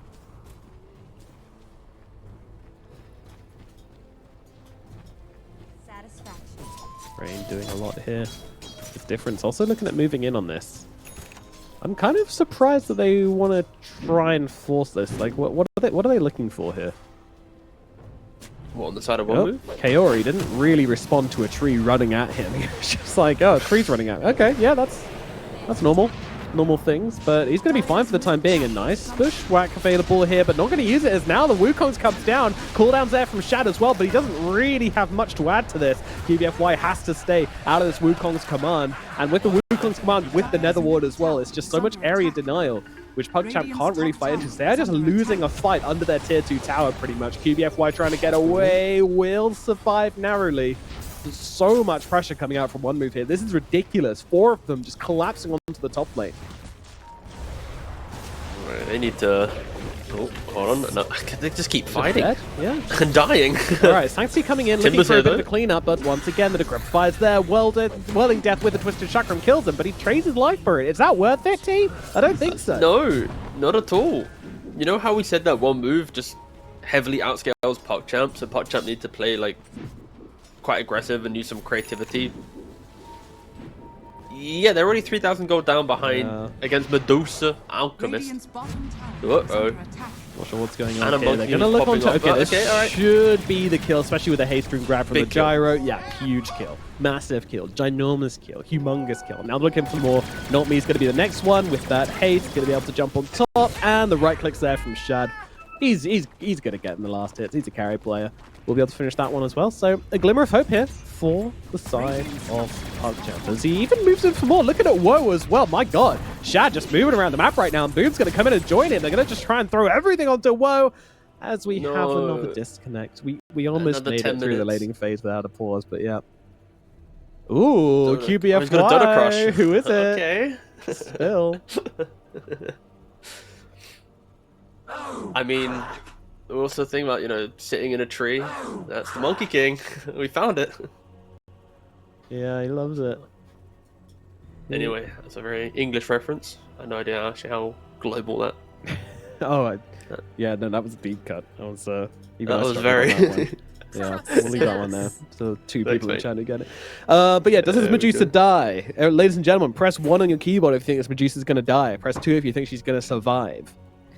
I think if you're pressing 2, then you are a very, very optimistic person. But nevertheless, is there any TPs coming in? No. No. No. Outcorn to farm. Pugna doesn't have TP, so it is a Medusa versus the World No Stone Gaze. It is But- a very, very dead Medusa. Mango Magic Wand, Tread Swap. Sure, if he had Stone Gaze, then I'm believing, boss. But no Stone Gaze, no life. Oh, Wand. Yeah, Mango. Yep, yep. Maybe if Boom disconnected and they Yeah. didn't micro him, he would then live. Radiant's middle tower Boom's not is a under disconnector, attack. sadly. He's not one of the guys. It's QBFY. Sadly. Sadly, he's staying What connected the- to the what game. else? Sadly, he's not having any tech issues. Radiant's middle tower is under attack. In fact, he's trying to bully this. Wait, did he cut the tree? Oh, that was sweaty. We weren't watching, but SSS just stopped Sanctity from connecting on a timber chain whirling death onto him by cutting a tree, making the Radiant's middle tower is under timber attack. chain miss. Also, Dire's outspanning top Blade tower Mail. is under attack. Uh-oh. But yeah, Radiant This timber are sword's dead, scanning. bro. Bonk, bonk, bonk. Disposed. Thrown back with the bodyguard. Looking very nice. Clean kill. Dire's top Yeah, tower man, the physical is under damage is kind of ridiculous. You throw down the Wukongs with the acid spray, with the Marcy on top of them, with the bodyguard coming out, and oh, they be clicking. Radiant's 4,000 bottom tower lead for has one fallen. move. They are crushing the entire map. We've already mentioned how the Alchemist is going for the Blade Mail. This will allow him to soak up the damage. Medusa is getting jumped again top lane. Yeah, I'm not sure they have enough though with the fortification coming down as well. They're going to force him back, and Shad's actually just straight up going to die to the tower in a couple more clicks. Whoa, so low! Anti-mage, you got to do it! Under the tower, in he goes. Boom will give his life for this kill. The mission is complete though. Do what you must. I have already won as QBFY in the tree line TPing out. He's going to make it away. No stuns available from difference anyway. So that will not make a difference. Alright, another kill to Medusa. Now, Medusa, despite all of this, despite all of the kills they've gotten onto her and all the pressure they put on, she's still richer than any core on the side of PuckChamp. It doesn't sound good, does it? And we're just ignoring the triple S situation here, as he is just running away with the game at the moment when it comes to net worth. So, yeah, worrying times. Worrying times for PuckChamp.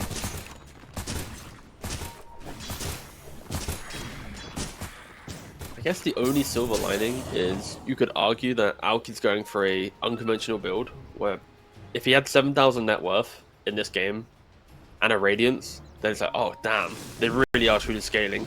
But he's gone for Blade Mail, which again is perfectly fine, like into gyro damage, CM, Timber, like you can threaten them a bit, but they need to play in a way where Medusa isn't the one dying. You know, like if the pickoffs are happening, they need to be jumping the Alk and Medusa is like in the pocket of farm behind. Because right now he's farming like he's got a Radiance, but not playing low as he has a Blade Mail. So there is a slight Radiant are concern scanning. for one move at least, but they are, you know, cruising through this game at the moment. Truly. Yeah, things are very chill at the moment. And they can afford to get up these kills in their cores, especially if they get 1 or 2 in response, which they certainly are each time. Yeah. It all kind of stems from difference as well. He was the difference maker. He was able to get the advantage in the mid lane, kind of bullying Shad on the gyro. A little bit uncomfortable for Shad. And that bullying translated to him being able to collapse in on the top lane as well, break that lane. And all of this just created so much noise, so much distraction. But no one was really able to spare a thought for little old Alchemist in the off lane, quote unquote. Just farming up and having a great time. Lovely stuff, lovely strategy from One Move, responding to the craziness and the creativity from PuckChamp, which just let them cook themselves, really.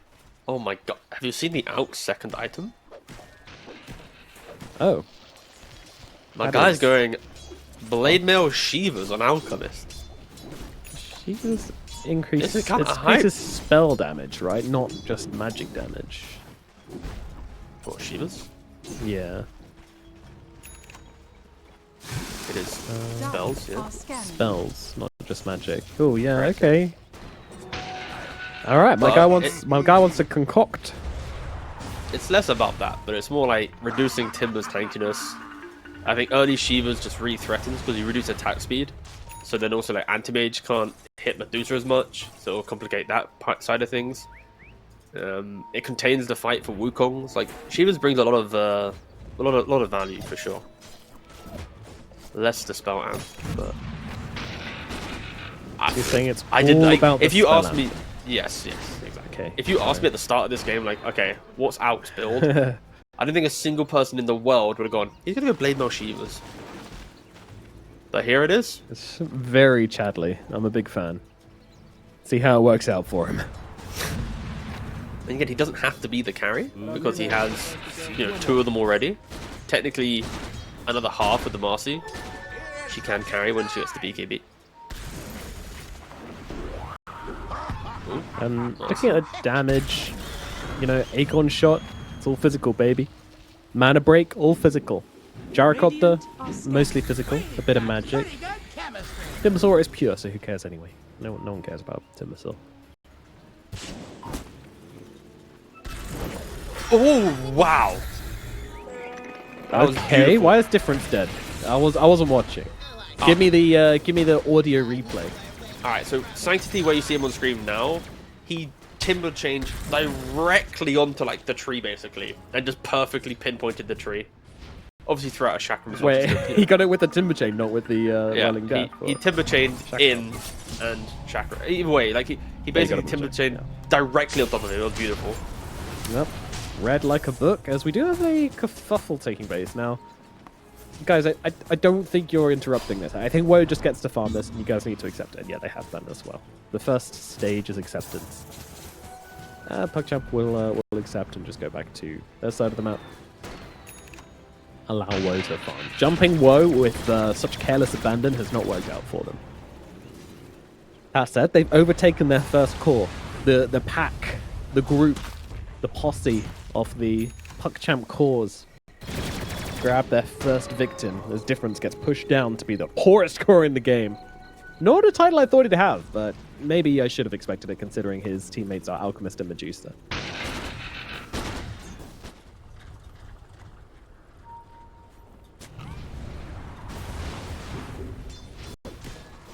Where is that?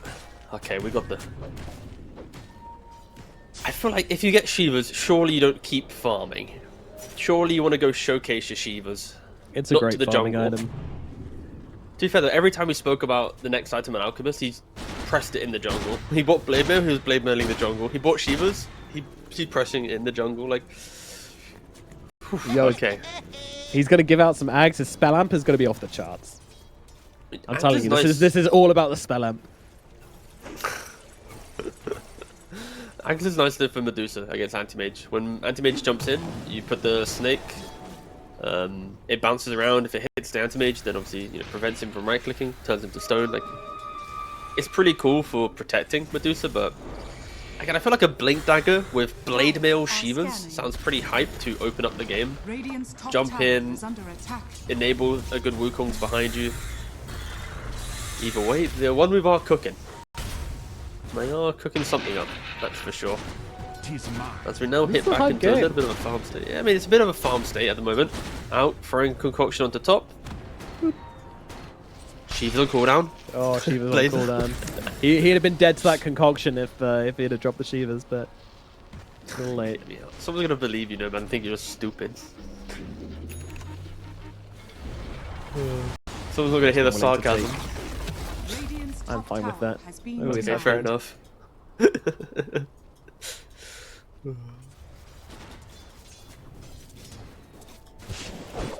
Shad just going for the classic drums into Aghanims. Of course, with Chop Shop, you can just disassemble the drums, buy a new recipe, reassemble, and get your charges back.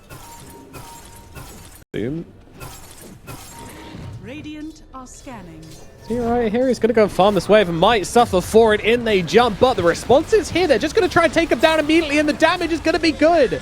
Oh no, way too much magic damage to pump into that Monkey King and take him out. Boom, baiting beautifully in the bottom lane. Radiant's He's got a middle tower is Vanguard under attack. anti-mage. Hell yeah, this takes me back, brother.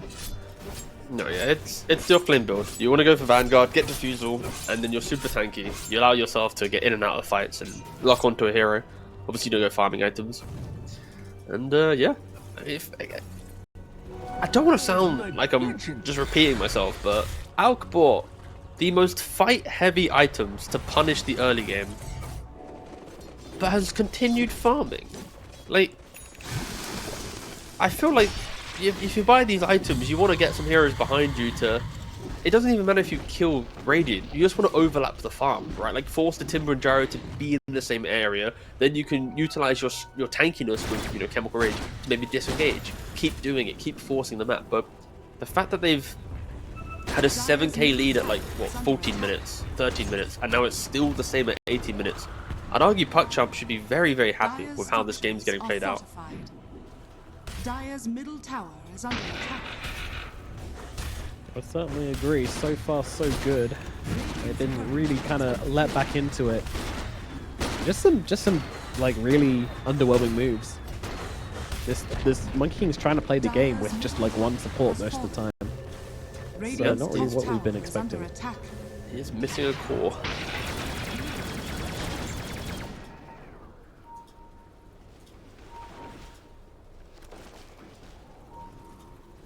I don't know why I'm seeing this Vanguard on anti-mage. I think I just haven't seen anybody buy Vanguard early in such a long time. This item is so thoroughly forgotten, Yeah, it is. uncared about. But you know, back in the day when I was a kid, it was Vanguard, Vlad's, Battle Fury, and anti-mage. We see Top Shad lane. die here. Yeah, he's goner. I'm looking for more. There was likely just comes in and blows up Rain. Okay, that's a death for him. Whoa, just kind of sitting on the front lines here and just turning around and blowing up the Timbersaw. The Timbersaw does have the axe coming through. It's about to pop and do a lot of damage if he can What a live through bushwhack. it. He's backing himself away. I mean, the explosion did do good damage, and it does allow him to kill off Not Me as Anxity's on the run and might actually get away here. Difference trying to chase him down. QBFY slowing him with the Acorn shot. Won't be able to finish off Sanctity. Sanctity gets away. That is huge. Boom still looking for a target here, but not really finding the opportunity to jump in and take this fight. Yeah, of course, the Alchemist did give the Aghanims to Medusa, so that entire fight we were seeing, you know, little Mystic Snakes get thrown around, apply that Stone Gaze, and can provide additional containment for one move, but just not enough damage after the Gyro kill to get more. It was refreshing to see them be aggressive, though. And Butterfly is only 900 or ish gold away from the Medusa. That's probably 800 now. She's continue farming, but if you're Radiant, you do need to be careful, right? Like, you jumping an Alchemist in top. Do you kill him? No, you don't. I don't know what I'm saying is if he could die. I'm just hold. Boom might think Boom, otherwise. He gets all his Gyro's mana, hit. and He now can the die. Giga Slow comes in, and yeah, here comes the cavalry. Shooting through Wait, them all. I lied. Shad, oh no, He Shad can't got die. distracted by the farm. Oh dear. He's like, oh, I like this farm. Oh, Bushwhack, perfect. Zoned. Radiant's Good job. bottom tower is under attack. what an Alch build. And he's going for Shard pre-blink as well. He wants to put his Berserk potion on Why his does Medusa. he have the seed money facet then through all of this? Like, why? so bad. Mixologist would have been so sick here. Okay, it's not. I wouldn't say so bad, but it's at least. I hate Seed Money with a passion. No, I think Seed Money. You cannot ignore laning phase. Laning phase is critical, and Seed Money gives you laning phase advantage. But I would lean towards going with this very specific build. The other facet would logically make a lot of sense. Thank you. But Seed Money isn't bad. Seed Money is good. But because it is good, he might I will have tell forgotten you, the other facet is... some pros believe Seed Money to be the worst facet in the game. Sure. This is... But that's because it's a facet that you don't feel after, what? 2 minutes. 2 seconds of the game. You bought it in the strategy time, but... Anyway, Medusa has herself an Aegis and a Butterfly. My goodness, woe is very, very scary right now. So scary. So, whilst PuckChamp have been able to kind of stabilize the game, they haven't really answered any of the problems which are being presented their way. All the net worth on the Alchemist just went over to the Medusa, and now woe is an absolute monster. That said, they do have the Anti-Mage. Medusa's greatest enemy.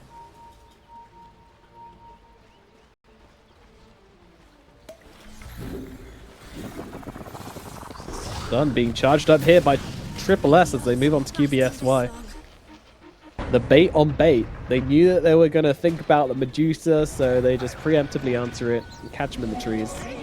Nicely done. Good wraparound. Now looking for more here. Stun's going to connect onto Kaori as well. This might just be a couple of supports taking a fall. Nicely done there. The Shiva's giving the vision to connect with the Unstable Concoction. Little synergy. Didn't think about that. And I believe this will also be the Tormentor. Unless Gyrocopter can land a very well-timed cooldown, which seems somewhat unlikely. From the other side of the map. He just ran past it, but then decided he didn't want anything to do with it, which is kind of fair enough. I'm pretty sure you just die if you stay in that neighborhood. Yeah, Triple S baited us all. He was like, oh, he's having such a good game. He's surely going to be the carry. And nope, still just helping out my Medusa. She's the girl. I love the fact that he's kind of confidently made this play, right? And I still think there could have been some early aggression, but the answer to my question of why aren't they going aggressive is the fact that they knew if they all farmed, if they get to butterfly timing, because he's going for the shard, he is giving the Aghanims, which is something that we didn't even really kind of think about too much. This is a Medusa that is 20k net worth 20 minutes, right? Like, you just need to sit behind her. Like, how does PuckChamp kill her? You can argue, oh, maybe the butterfly, but sorry, maybe the anti-mage, but because of the butterfly, that's not a thing anymore.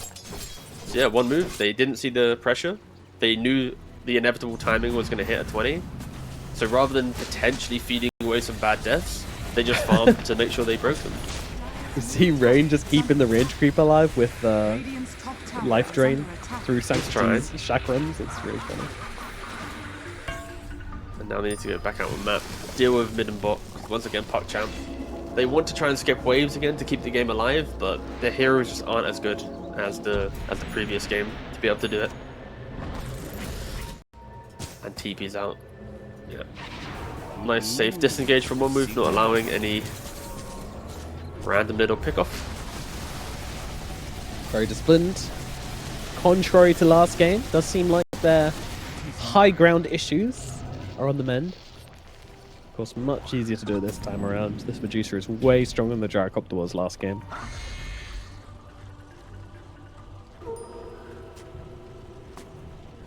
She is ridiculously big. I'm going for the Daedalus as well. If an MKB gets picked up at any point by the Gyrocopter or the Anti-Mage, then maybe she thinks about changing items. But at the moment, that's not likely. It's one dead QBFY falls. Did use BKB on difference, so not for nothing.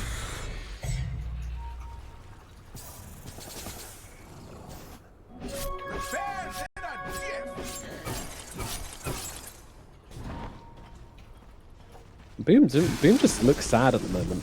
Like, he's got this whole anti-Medusa thing going on with Manta Diffusal. And it doesn't really do anything to her. She doesn't care.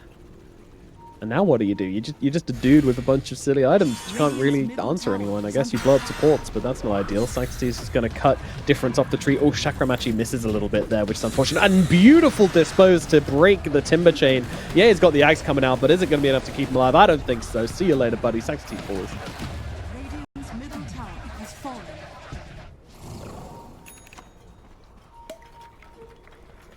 Radiant's middle tower is under attack.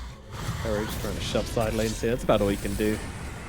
Almost want to see Kaori get himself a shard just to stay on these side lanes a little easier. He's up in the top side. Shad's been caught out as well. No BKB available. Most ambitious TP of his life will not be completed. 422 gold going to Rain.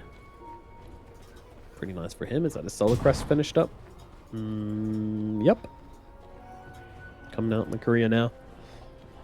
14k gold advantage now for the side of one move. Did they go high ground without an Aegis at any point? Probably not. Not after last game. Well, they're going now on to Woe. Okay, let's see. What can they do? Stonegates immediately comes down with the snakes bouncing around as well. It's actually just Boom getting cooked up instead. They have to run themselves away. Well, forced out Stonegates. If you go and gank him again in the next 80 seconds, and there's a chance you can bring him down, but for now, you just got to leave. Boom. How greedy do you want to be? There's a watcher here. Boom can't do that. TP's out different. Oh, he doesn't find him so close though as QBFY dies elsewhere on the map. Blown up by the Marcy and by the Medusa. And Wisdoms will go 1 for 1.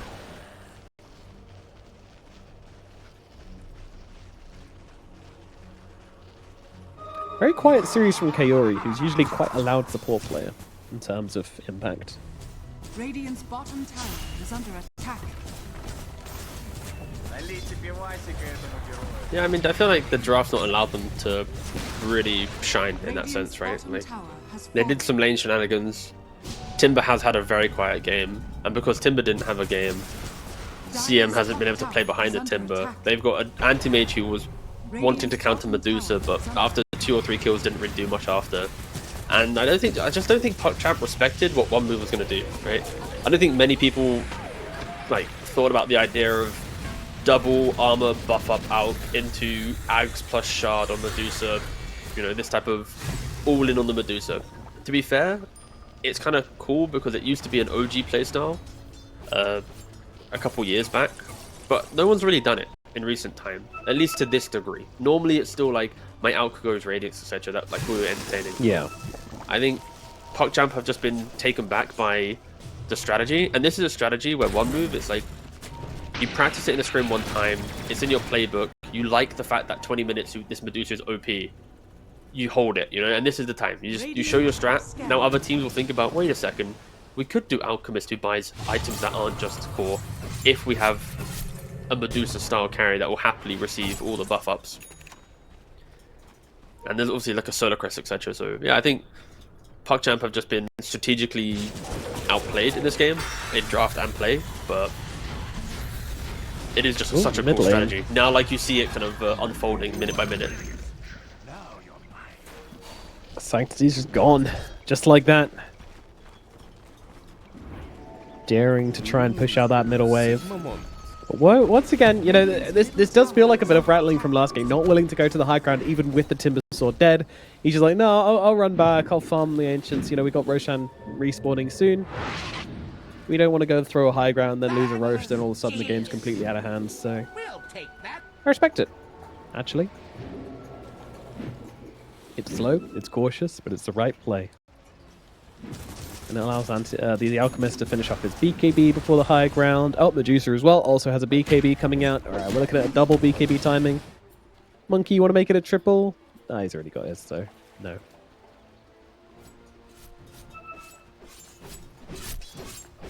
Like, the Monkey, for me, still has felt a little lost this game. He had a really good start and then kind of just did nothing because he didn't have a core to play with, but that's kind of been fine. And now he kind of plays this not really a mid laner anymore, just kind of finding opportunities for the Alchemist and the Medusa to take advantage of. But that's fine. Like, if you can play that mid lane. Hold on, guys. Hold on, guys. I mean, you got the double BKB timings. I guess it's time to go high ground. Who cares about Rosh? Look at Boom, though. Naughty Boom, going for the lane cutting. It's not the most effective in the world because he doesn't have the Battle Fury, so it's a little underwhelming, I would say.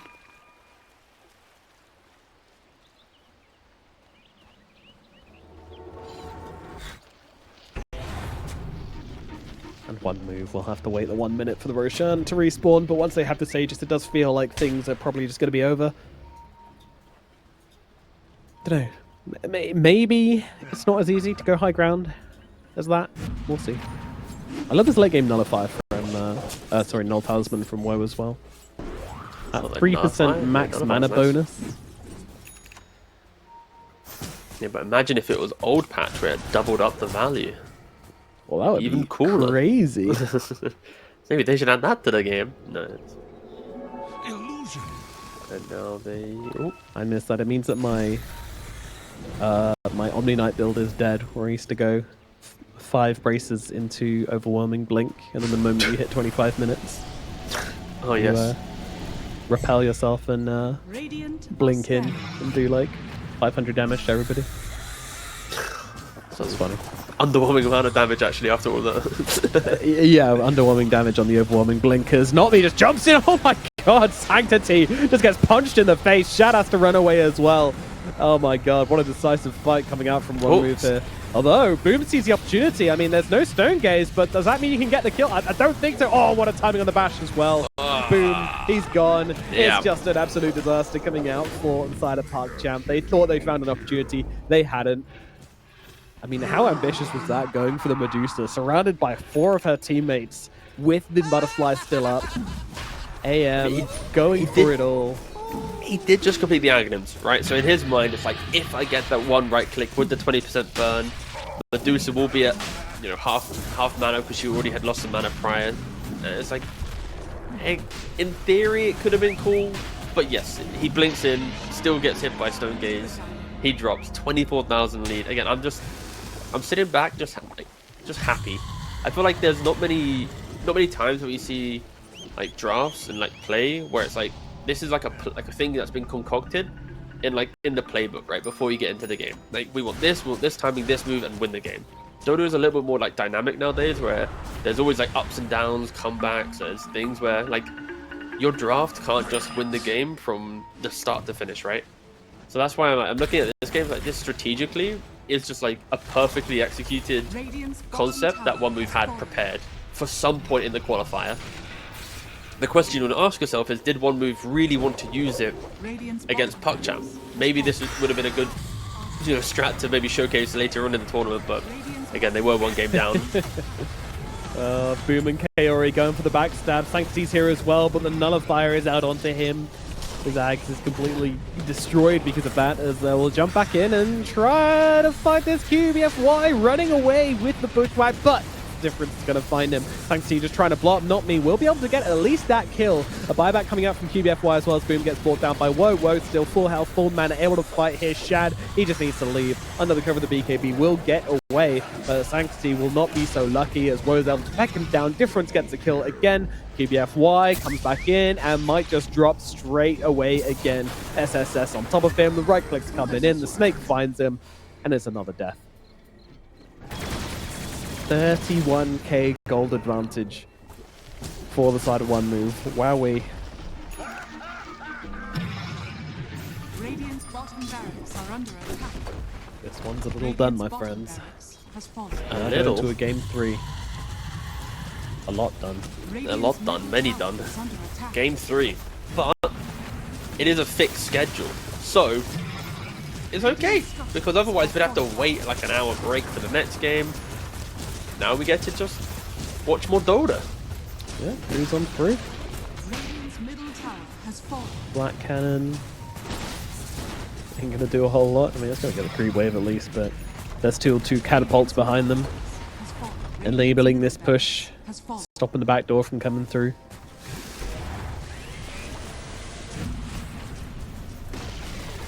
I wonder what Woe's GPM is. 815? Okay, not bad. Not as good as I was expecting, as Shad just gets thrown back and dies. See you later, buddy. Buyback available. Is going to use it, but Boom's already dead. He is toast.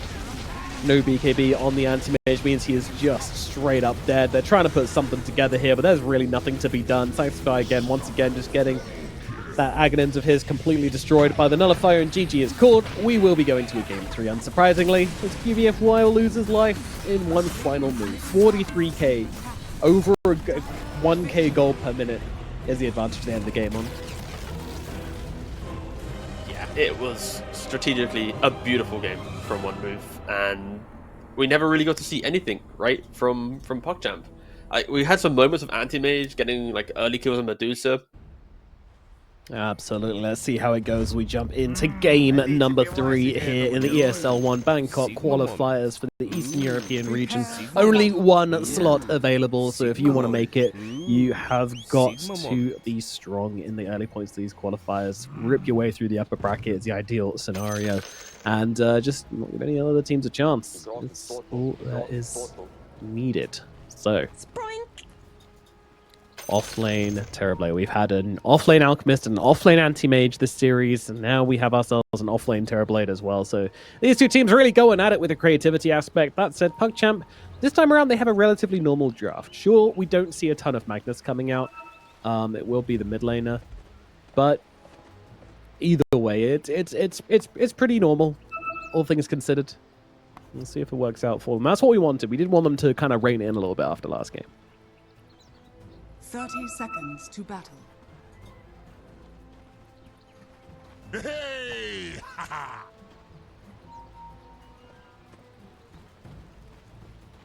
How do you see his lanes going then, T? Again, I'm leaning like Bristle lane should go well for one move. The Monkey lane is super volatile mid lane because you can shockwave skewer under tower and die, but also Monkey King against melee heroes is pretty okay. Coyote is going to get found by 4 heroes and disappear. First blood going the way of Monkey King. Okay, it's going to help him out a little bit, but yeah. At any minute in mid lane, there is a lot of outplay potential with Magnus, but there's also a lot of Monkey King is just the strong laner. So we'll have to keep a close eye on mid lane. Which one is? Yeah, like I kind of feel like Sanctify has to pull something out of the bag. He has to get a skewer back under tower. That's the only way he's going to make this lane go evenly for him. I'm not sure just spamming Shockwave is going to be enough to secure this lane for him. Already up to 3 stacks on the Jingu, which is annoying. Difference is going to do his best to try and dodge out the damage with the Mischief. Really awkward now here with the range creepers. Difference is just going to be able to deny it. Tough start for Sanctity. We'll keep our eye on this and see how it develops over time. Again, level 2 is when you start to get online a little bit with Skewer, and then you can really look to get him out here as he does so instantly. The moment he hits level 2, tries to catch out Difference. Difference getting very low, but doesn't go down on the Monkey King. But still, this is what you want to be seeing. This is what you have to see in this lane. Because if Sanctity doesn't do this, then Difference will just slowly win the lane. So, some Skewers under tower required. Well, let's just hold the wave in a position where it's like on your hill, right? Like if you hold the wave like around here, get some denies, then at most you're gonna go under tower, but it's gonna be like 2 hits, right? If you play the lane on the dire steps, then you're gonna be under tower like 4, 5, 6 hits. It's gonna be completely different. So a very, very volatile lane. As soon as we look away, there will just be a shockwave skewer. So just accept the fact that we might just.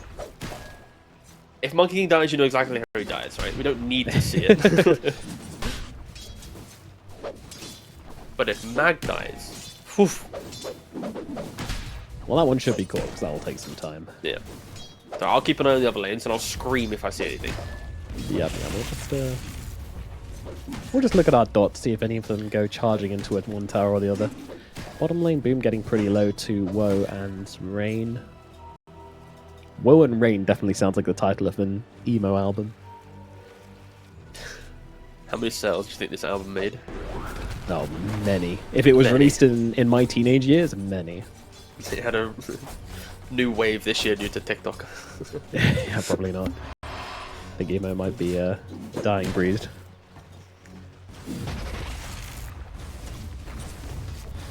QBFY just standing in the Bristleback's face to land a nice Shadow Realm onto him, but taking over half of his health pool in the meantime. I understand why. It's because of the throwing shade facet, but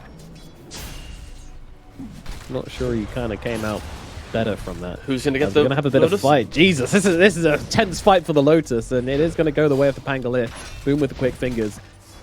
Doesn't really want to swashbuckle in radius of the Nether Ward. PBFY cannot find it, so Just to clarify, you said tense fight. Everyone was right-clicking the Lotus Pool, and Bristle was quilling. hey, we didn't know who was gonna get that Lotus. That is true. That was Most true. of There the was a time we lot paddle of lane. like 3 quills cast and another one. PuckChamp's like, alright, we're gonna use nothing, don't worry. And they got it. Orthodox, but effective. Yeah, so far just everyone farming up. Nothing too explosive happening in the laning phase. Bristle though, getting put a little bit low. In regards to CS, kind of as we expected. Monkey King with a slight lead on Magnus. Bristle with a slight lead on, you know, actually decent lead on the Pangolier. Ooh, Shad up Shad? at the top side is gonna go down though. Always gonna be the threat. The Terrorblade, the Marcy, such strong killing combination, and when Kaori's off trying to find creeps or trying to pull, there is nothing to save the Luna at all. Especially with the lane as well. Like I was looking at mid bot lane as I moved my camera to the top. I'm like, wait a second, this lane's very pushed, and whoa, the bot getting pressured. You know, PuckChamp, they're trying to get just a little bit of a return, bit of pressure, right? Especially with their carry going down in top lane. They want to get kill themselves on a Bristle. Not to be the case. And another pause. It wouldn't be a PuckChamp game without a pause, guys. Hey, we only had one last laning phase, so here's hoping. That is, yep. We are 8 minutes away from being behind schedule. Just to warn you. I believe our next series though is Team Secret. So Ooh. pile in, lads, if you're here to watch some Team Secret.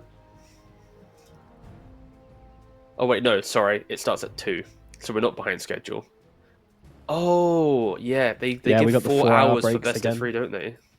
I think we switched to 3 hours for a little bit, and now we're back to 4 hours, so make of that what you will. Right, Yeah. so our next series after this starts at 6. Whew. Okay.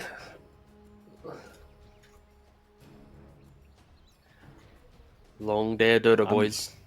I'm ready to jump back into Mongolian shamanism whenever you want, by the way. You I'm calm on down standby. there, boss. You calm All down. right, all right. Because also you got to remember, What's- you did this bit when we had like the pre-show viewer. You know, we're now hitting like actual viewership, so no one's gonna know what you're on about. Yeah, but I think it's funny without context, though, just Alright, randomly fair enough. jumping Take it away, into boss. Mongolian shamanism.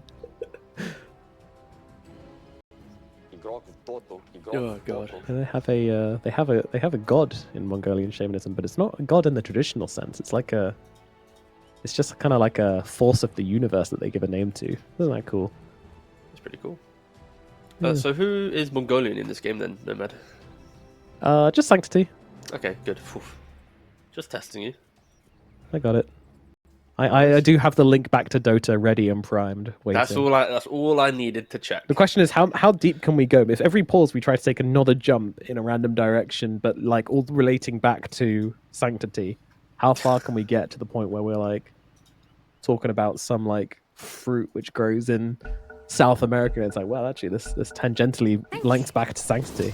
Isn't that like the Wikipedia game where you have to start at, like Yeah, I guess so. like you know the London bus and you have to somehow get to like I don't know Britney Spears or something and you have to like Wikipedia page all the way through. I do like that game. Maybe there could Many be a Dota hours version. spent in a homework club doing that. Radiant are scanning. The game's back. We have resumed. Yes, yes. Yeah, Sanctity, it did well, but it's starting to kind of dissipate now. Difference really starting to lay the hurt into Mr. Magnus. Magnus will at least get some uncontested waves up the tower here. Oh, messes it up, okay. As up on the top side, as we're seeing, that's another death for Shad. The damage from the bodyguard Terrorblade is too damn much. You can't withstand it. This is a bad laning phase from PuckChamp team. This is not good. No, it's very very poor laning, but also Terrorblade is so potent. in laning phase. QBFY is going to be pressured bot lane. And does escape on a sliver of HP, but yeah. Ooh.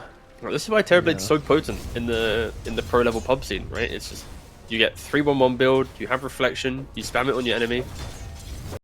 Yep, you build Dagon, you lose all your health in the jungle, you run up to somebody, Sunder and Dagon them.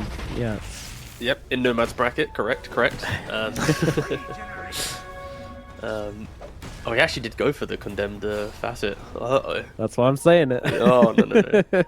Nah, it'll be like Falcon Blade into like Manta Pipe and Which Shard. variant's your favorite though of that build? Do you like the Armlet where you get yourself down with Armlet and then try to sunder them? Are you a Shadow Blade enjoyer? You know what version? Oh, it has to be Armlet Blink. You like the Armlet Blink? Yeah. Okay. All right. Yeah. I love the Shadow Blade one the most though as Kore dies because half the time they just die trying to get close to you on like 10 HP. You asked me which one I enjoyed, not the one I... Difference. Yeah, he's gone. He's gone. Nice movements from Sanctity here. Counter ganking always gonna feel so good when you're behind in the mid lane. Alright, that's something coming out from Navi. Sanctity should stack as he walks past. Yeah, and also at top you have the Terrorblade making stacks with his illusions. So Terrorblade can't farm himself, but he'll be making them for the Bristleback. So even more... what just happened? PuckChamp just used a scan, I think, on the Terrorblade that was showing on the wave. Oh, one scan down for PuckChamp. Could have been an illusion, I guess. If only it just looked different. No, there's no way to be sure. All these sets. Triple S is looking like he's gonna be in some trouble. He has got all the Sunder available. Is he gonna get it off there, or is he gonna be stunned into oblivion? He is indeed. Poor fella. Either way, an important kill. You can't allow Terrorblade to farm like this, especially because the previous game he was just farming up on the Alchemist, right? Now if you allow him to farm up on Terrorblade, no, Shad, he goes back to the lane thinking he can farm and he dies. Oh, not again. Sweet Chad. Sweet Chad. 0-3-1. Don't say, oh no, don't tell the people. Well, they have to know, Nomad. You must censor this information from them. Kore might be about to be bonked here. Let's see, 4 The seconds. one assist Luna, there you go. Is that how you want to phrase it from now on? Yeah, there you go. There you go. Doing great with her assist. But yeah, no, to be fair for PuckChamp, you know, sure, Luna's feeling a bit, but everybody else is doing a very good job on stabilizing this sort of poor laning phase they had just by replying with plays. It's always fun to see. Maybe not necessarily the strategic position you want to be in where you have to outplay yourselves back into the game, but, you know, that mentality's won TIs, so why not try and win a European qualifier with it, Eastern European qualifier with it. Not Me is being hunted right now, but will not be found. Senses something is wrong and leaves. Top tower has fallen. Radiant are scanning. Sanctity enjoying his farming rune.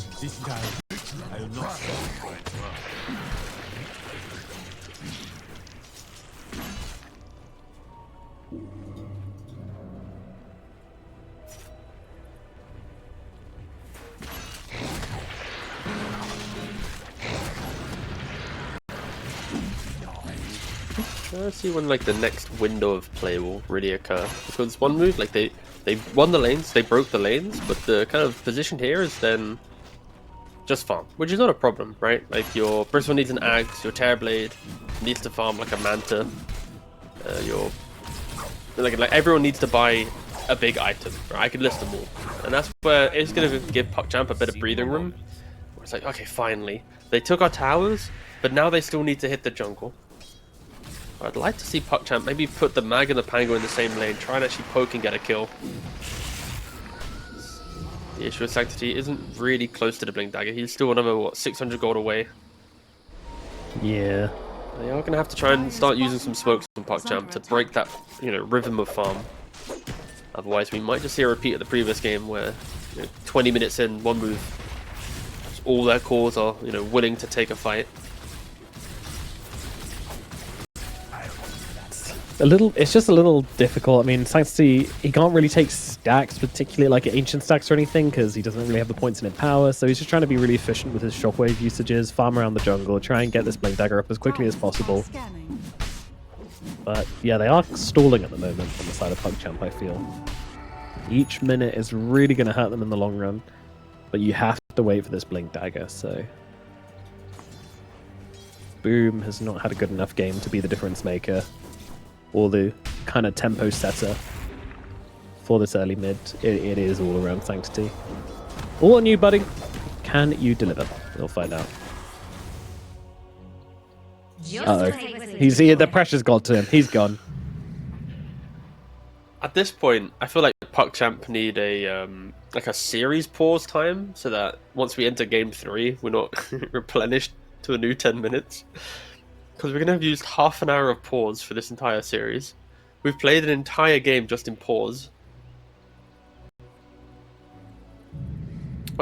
Oh yeah, you had breakfast, right, no man?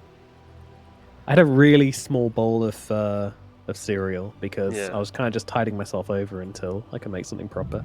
I've not made breakfast yet, so I've blundered. Oh no. I'm running off half a cup of coffee, and that's it. So... Ugh. Yep. Yeah, I was also short on milk this morning, so I had an extremely sharp coffee for the first series. That's why I was kind of bouncing off the walls a bit on that one. And then it ran out. Needed the cornflakes for a boost. And now, yeah, we're also, I'm drinking decaf coffee, so I'm using the placebo of drinking coffee. Goodness.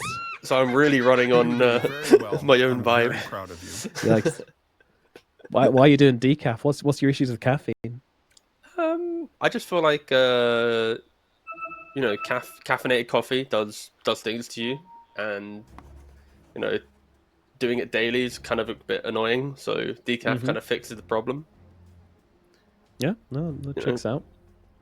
And it's like all I'm doing in the morning is I just want a hot drink. You know, it's not. I don't really need the caffeine. I just want a hot drink. So having like a bit of honey with decaf coffee and some milk, you know, it's quite cozy. Again, the caffeine isn't really too required. Nor is the bathroom. Fair Anyway, enough. There you go. There's a nugget of truth I was looking for. I mean, I was alluding to it, but just in case people weren't picking up I thought I'd drop it in at the very end as we concluded the conversation, just so people knew exactly what I was talking about.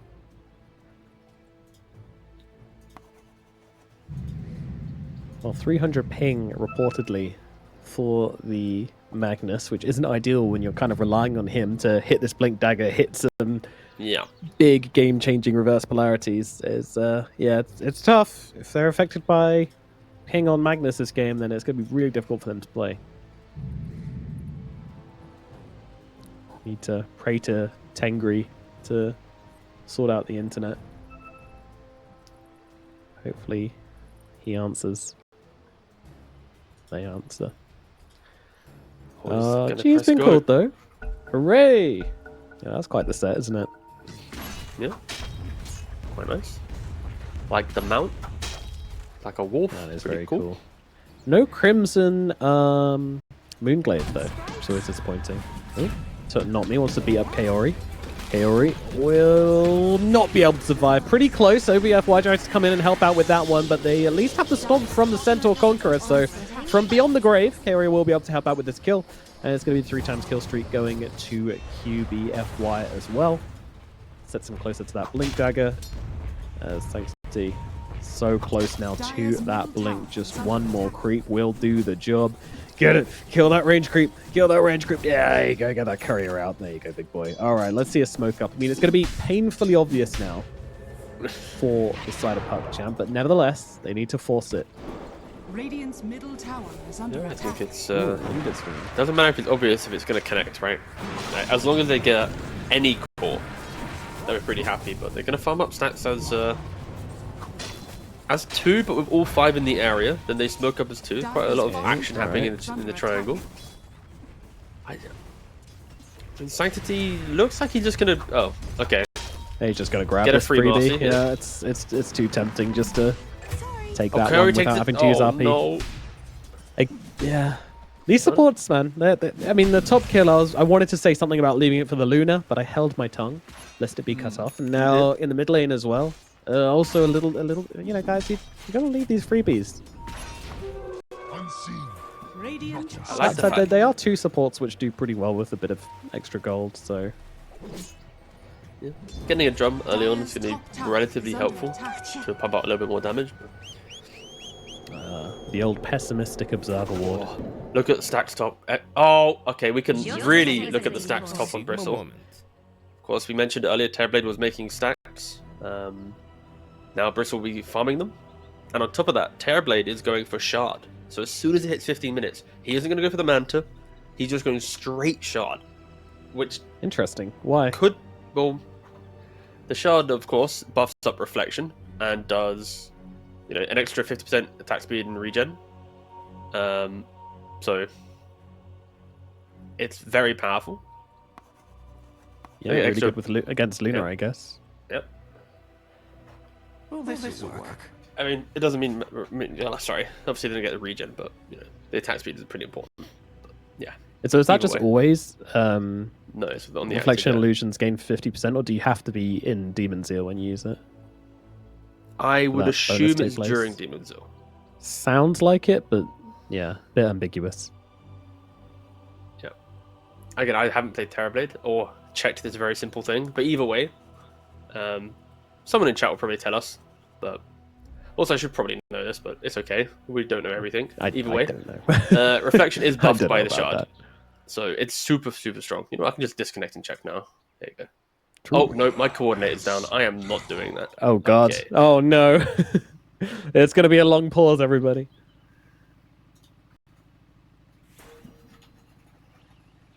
Yeah, again, so similar to first game, the net worths across the board at the end of the laning phase are really even. Like, all the cores are pretty close to each other. I mean, maybe a little bit different to game one, where everybody was like so close. This time, you know, there's a little bit. If you compare the Terrorblade and the Pangolier, then things look a little different. But overall, it's just a very slight advantage towards the Radiant side. With these stacks, though, that'll probably change, as we do have the Magnus back in the game, so... Mongolian Madman rejoins us. Recues his quick buy, and says go when ready. Налейте пивасика этому герою. I'll just make sure his ping's stable, make sure the internet's good, and then we'll be back into this one. So what options are they going to have against the Bristleback this game? Who's buying Silver Edge, or will they even be able to do that? So Luna can go Silver Edge, but of course her path to getting there is always going to be a Manta, maybe a Hurricane Pike, then a BKB, then a Kanda, and then a Silver Edge, right? So for Luna, Silver Edge is a 5th item plus type of thing. Magnus as well, you could arguably buy it. You go like Blink, Echo, BKB, Silver Edge, also fine. So they do have a couple options where the build doesn't look too bad on either hero. It just, Dire's middle tower is it isn't like a I buy Silver Edge first, second or third item, under attack. which you would argue would be quite nice against the Bristle in this type of game. Of course, for PuckChamp, they just need to be a little bit more efficient in regards to how they find their economy, because right now they are kind of falling behind a bit on the Bristle and the Terrorblade. That's Nice. Pugna does die top. Yeah, just move up with the Rolling Thunder. Who cares about bottom tower? They want the kill instead. Whoa, though, I mean, you saw his net worth whilst we were paused. Then he takes all of those ancients and jumps up in like almost 1,000 gold. Pretty ridiculous. And he's got another stack to take as well, so yeah, Woe's been set up for success here. The Aghanim's timing is going to be pretty good on this Bristle, thanks to these big stacks. Dire's bottom tower has fallen. You know when we aren't too keen to try and break the map, because like Monkey King also went Maelstrom, right? In previous games, like they're going for Diffusal Blade, but in this game it's like you've just got 3 farming items in all your cores. You can maybe think about in the future, but PuckChamp themselves now smoked up with another RP available. They would love to get a core kill. They would love to find a hero, but they just keep bumping into the supports. And another support they find. Great, yeah, what a kill, woohoo. They're not feeling good about this one, I'll tell you that for free. But at least they're getting something, I guess. Yeah, I mean, Do you feel like they're looking in the right places to find a core? The central of the map does seem to be not the best place to find them. Of course, with how big the map is, cores are often tucked away on the side portions, farming up. So it does feel like they're smoking to just get whatever they can, rather than look for a bigger fight. And maybe that's the reason why they don't care about getting the support kills.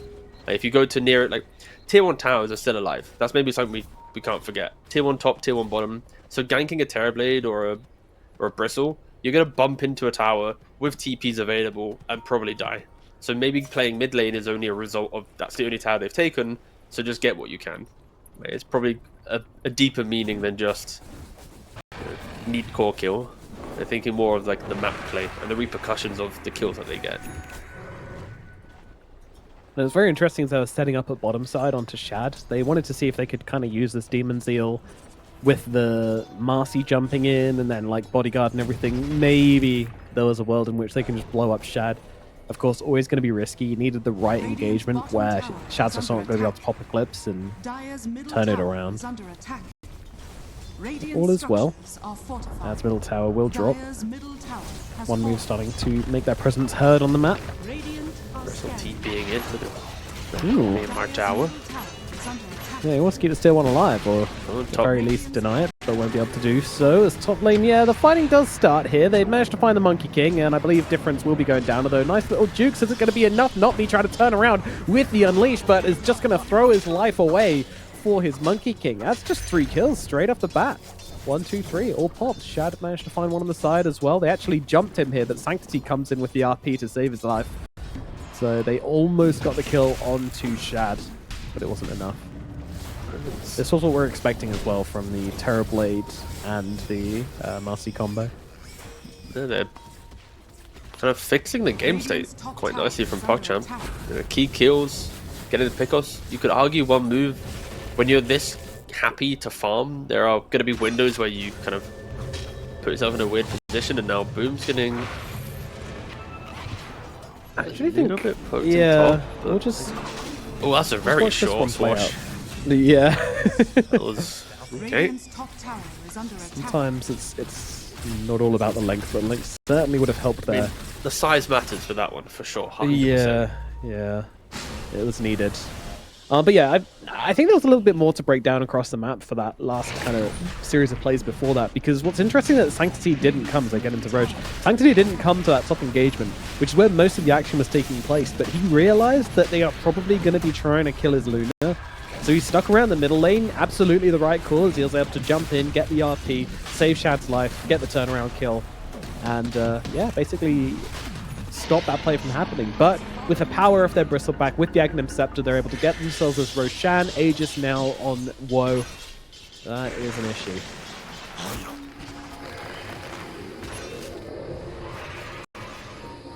Somewhat inevitable. After the start of this game, like, there is no way PuckChamp takes the first Roshan in this game.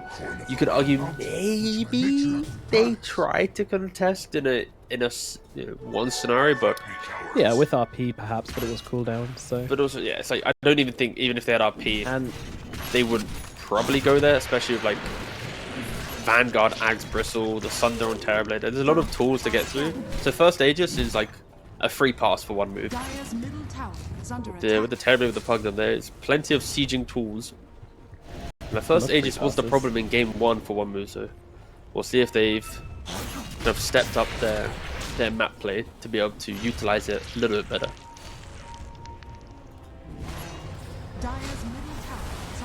We look up the items of PuckChamp, right? Luna, Mask of Mandus, and Manta. Like, there isn't really that high ground, beast that we often see. Like, she's still like 2 items away.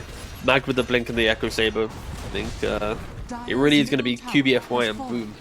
Pangolier and the Dark Willow, they're going to be the major tools for the damage at the high ground, where Mag will bring the containment. Pretty important window for one move if they are to win this game, is to kind of extend this lead. Again, they don't have to take buildings, I would say, right now, but at least force the overlap of farm on PuckChamp, build up a slightly bigger lead. Radiant are scanning. Tier 2 tower being forced now as well, though. TPing it. They want to fight into the Aegis. Yeah, I think so. And Sanctity, oh, he gets his blink cancelled. Now he's just awkwardly running into the middle of everyone. Oh, no. It's a disconnect. Oh, what a horrible time to DC. I was going to say, it's like, he's just walking into them very slowly. Yeah. It felt like something was wrong. Not a call you want to make, but yeah. Okay, this might be the worst time to disconnect I have ever seen. Yeah. Critical point in the game. Going for a bold play where everything has to be executed perfectly, but they make the call. I'm imagining Sanctity said, "Yep, let's do it." Okay. Let's think about this quickly, right? So this fight is actually not that bad for PuckChamp. On the right hand side, Monkey King is rooted on the by the Willow, and they see the Monkey King. Or yeah, true. Because they have a high ground ward. He might be bred. Yeah. So the Eclipse of Luna should, in theory, kill Monkey King. He has no Jingu up, okay? Especially because there's a tree line, so it's like he's gonna have to like walk to get there. So let's just blindly assume Monkey dead. Now we look towards the disconnected Magnus. Marcy's jumping in on him, but that should be an RP on 2 supports. Into then skewer to tower. So it's like Monkey's dead, Bristle's gonna run wild. Maybe both supports die because of RP plus Pangolier. I can see this going in like relatively even. Like Bristle should go uncontested this fight for sure, but based on this pause, it feels like there's going to be just enough for PuckChamp to get enough kills to go. You know what? We disconnected, but at least we got this and this. You know. So and you know Terribly, we've not mentioned him. His positioning very far off the left hand side. So Sunder isn't going to be instantly in play. Maybe for one of the supports, but. There's also another world where Magnus just skewers up. That's one thing. He just instantly ditches the fight as well. Yeah, or maybe just drags Woe. But that feels like but then you're dragging Woe with an Aegis. Yeah, it's like you said. Yeah. But no, I think Monkey has to die. If he dies and Mag can disengage and or RP2 supports the tower, there is fight in PuckChamp. Okay, there you go. We did it. We've utilized the pause. Woo! All right, now, this is where Monkey King doesn't die, Luna dies, Mag insta... Yep. Mag somehow lands a 3-man RP. Skews them all to the high ground on the ward. And there we go. We didn't think about that variation. Oh, yeah, he's got time to cook. He's got time to think it up whilst trying to reconnect to the game. And oh, no, he's already in the game. He's doing the same thing. No joking, no, he's not. GGG across the map. All right. Singular G's, not GG's. But yep, everybody's ready to go. Right, unpausing. 3, 2, 1. Let's watch the Monkey King die. A little awkward there as they lose a vision, but yep, they will grab him. And now the RP comes down to the supports, and Not Me will fall. Sanctity might actually... never mind, War's on top of him, but they will be able to bonk War just a couple of times to slow him down. And yeah, I mean, as you said, not a bad fight. The Magnus did turn around, chose not to run away, chose to stand his ground. Get a support kill because of it, which I think is probably the right play. Well, yeah, if you're PuckChamp and you're Mag DC'd at the start of the fight, you take that as a W. What do you mean? That was a great fight from a disconnected Magnus. Yeah, I'm just saying that a decision when he comes back rather than saving his own life to turn around and RP the support's pretty Chadley. You know, he's like, my bad, guys. My internet's fault. I will give my life for this support kill as recompense. Alright, well, we've got some fight answers. Still no Bristleback answers though. Let's see. I really feel like Magnus could be the one we see going for the Silver Edge. I think I'd like to see it. Just even not even for the invis fight. I mean, it's nice to have that invis even on the initiating Magnus. But then doubly, you know, you just blink in RP, Silver Edge, and immediately break the Bristle after. It is an option, and a very strong one at that. So far, no one's going for it. Radiant's top tower is under attack. Chef just really likes Hurricane Pike. That's all I'm getting from this series. Yeah, he's a fan. He's a big fan of this item. The other result of that fight is it kind of gives one move in the back of their mind like a little bit of a wait a second, are we that strong? Like pre-BKB. Like the fact that like Monkey King gets instantly deleted, Bristle kind of ran around the fight, didn't do crazy damage, but obviously he can kill a hero during Ags, but It's not like he's got Bloodstone that can also enable him to dive deeper at the moment.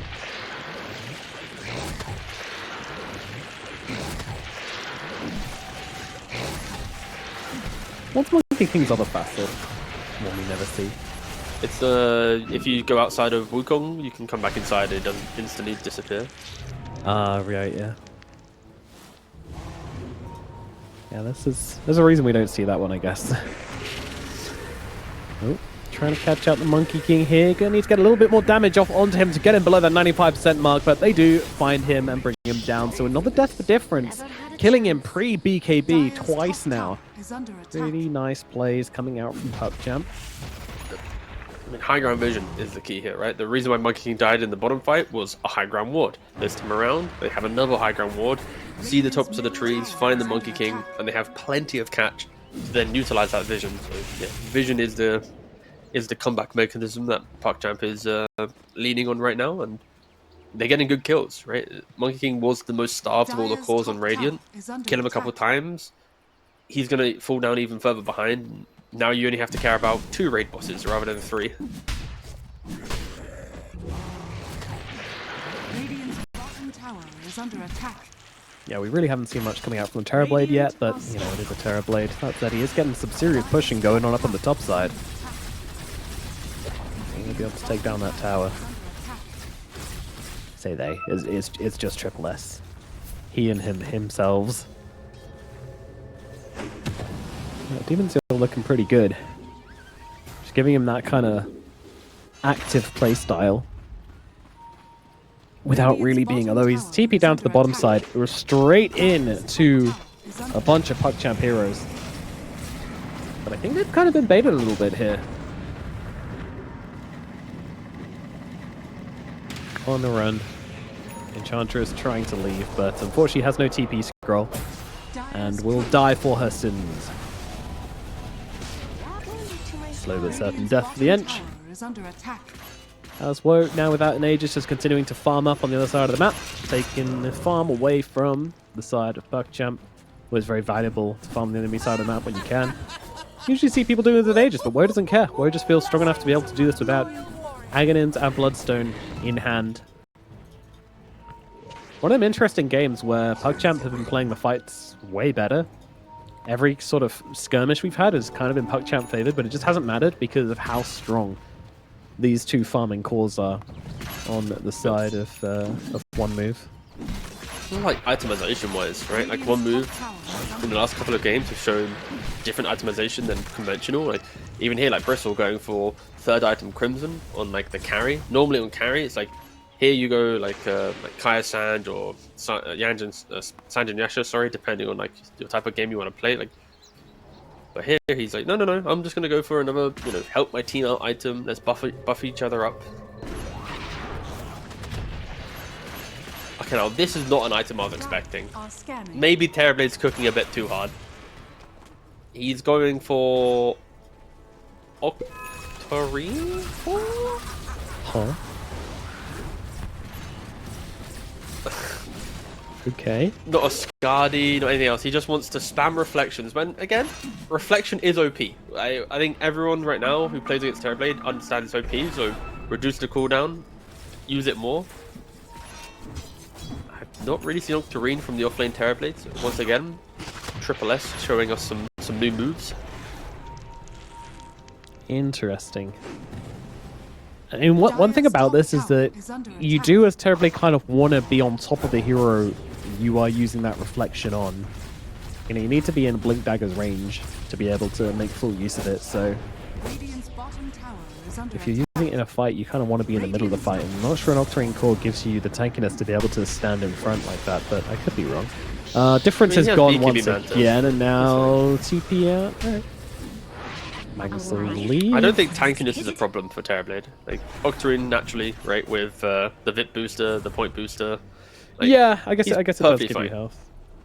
Like cast range is not a problem for him. It's more just the idea of like he's investing into his reflection and illusion for map play, rather than just going, hey guys, my game's pretty good. I already have shard. Let me now go for a Skadi, or let me go for another. Let me just become another core, you know. And it's kind of always the question we have when, like, Alk to offlane, Terrorblade to offlane. Like, there's always a moment where it's like, the game's good enough that you can pivot. He just doesn't want to pivot. He wants to be utility. Kaori getting jumped right now, but going to use the combination of Hurricane Pike and the Sprung to try and get himself away, but Triple S gets on top of him with the punches coming out from Not Me as well, even popping the BKB just to rip through that Enchantress as quickly as possible. And now we're getting that kill.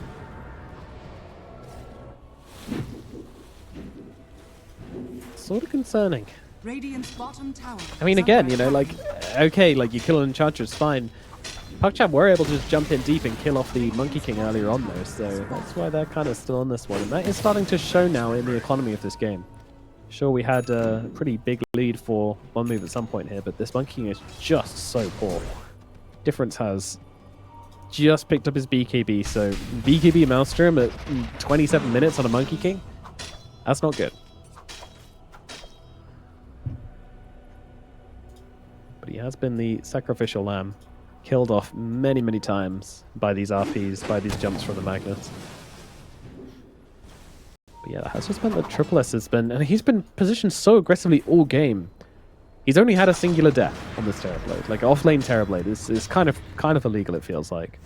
Oh yeah, he's chilling. Ooh, Kaori, that's unfortunate. Offlane, it's so hard to actually kill offlane Terrorblade. Like unless you're bringing multiple heroes, he's playing on illusion for vision, or your carry's already half HP, so he can't really join the fight. Like, other heroes need to do the killing.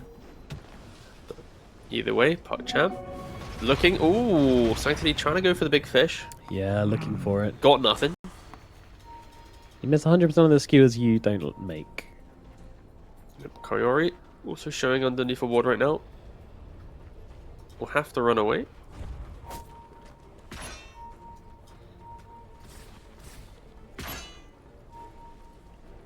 And you asked for a Silver Edge, and the Magnus will be going for it. Hooray! Harpoon instantly into Silver Edge, not even thinking about no any other BKB item then. setup.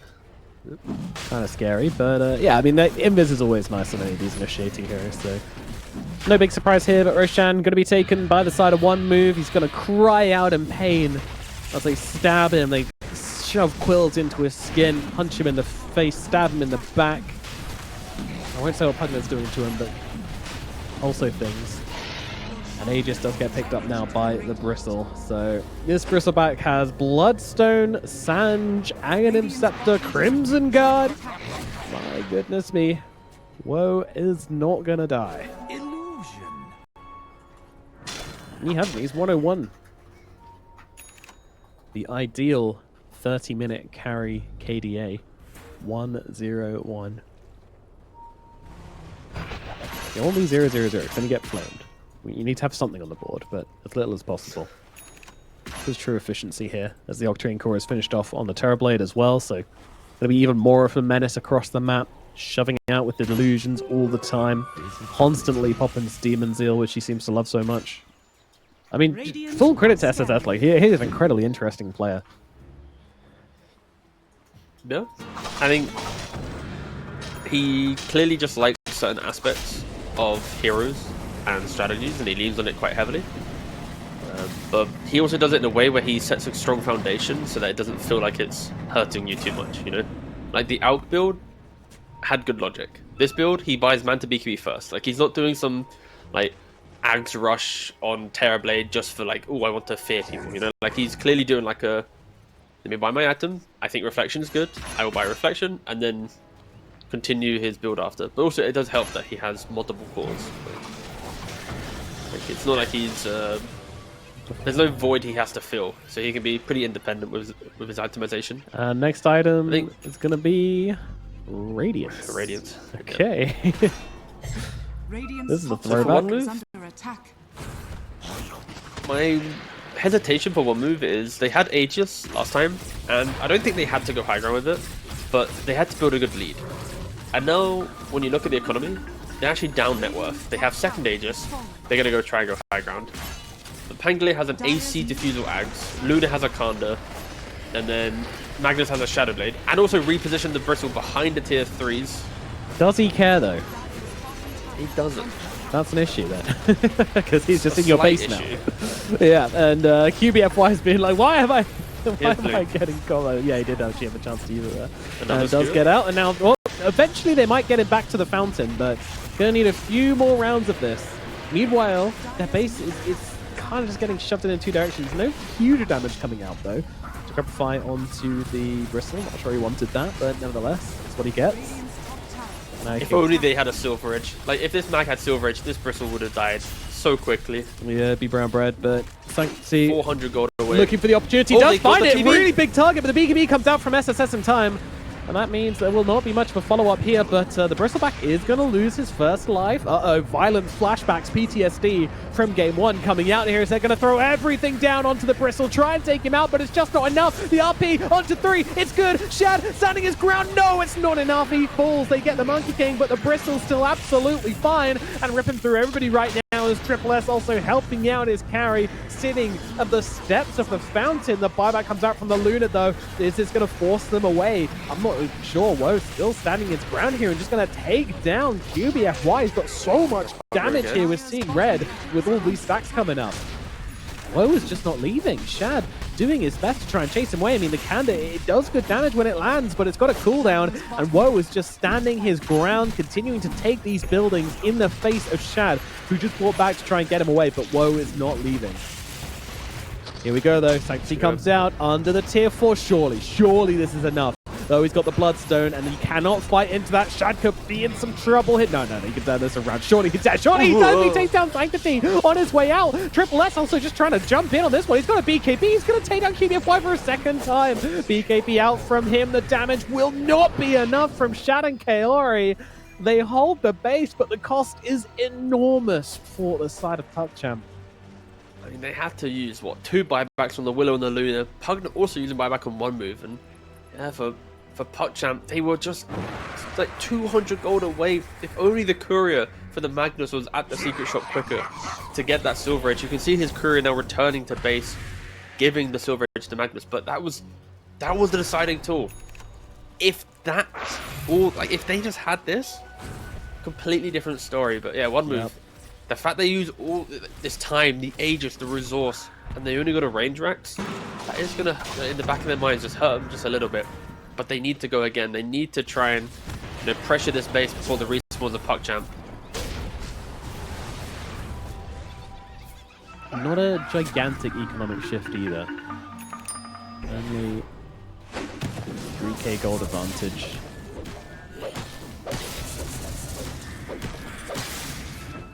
Full side of 1 move, but maybe they can abuse. I mean, they do have win conditions now, honestly. Like, if Luna goes down, I don't know if PuckChamp will be able to stop this Bristle just running into their tier 4s. The door is open now, as long as this wave is pushed in. Yeah, Marcy having to expend the BKB to get out there on the top side. Also going for an Aghanims as well, so wants to be another core. Radiant are scanning.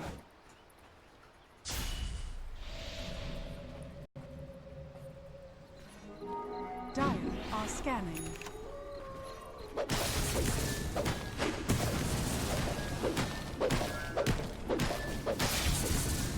"35 minutes in, and things getting awful close for PuckChamp, but as you said, Silver Edge now online for the Magnus, so real opportunities to deal with the Bristleback are finally online. But it's still not going to be a case of, you Silver Edge him and you can just bring him down easily. He's got Crimson Guard, he's got Bloodstone, Sanjin Yasha means it's not even going to last that long, so still a ton of scary stuff for Woe to answer with. You need to get him extracted from the team. Skewer back is so critical.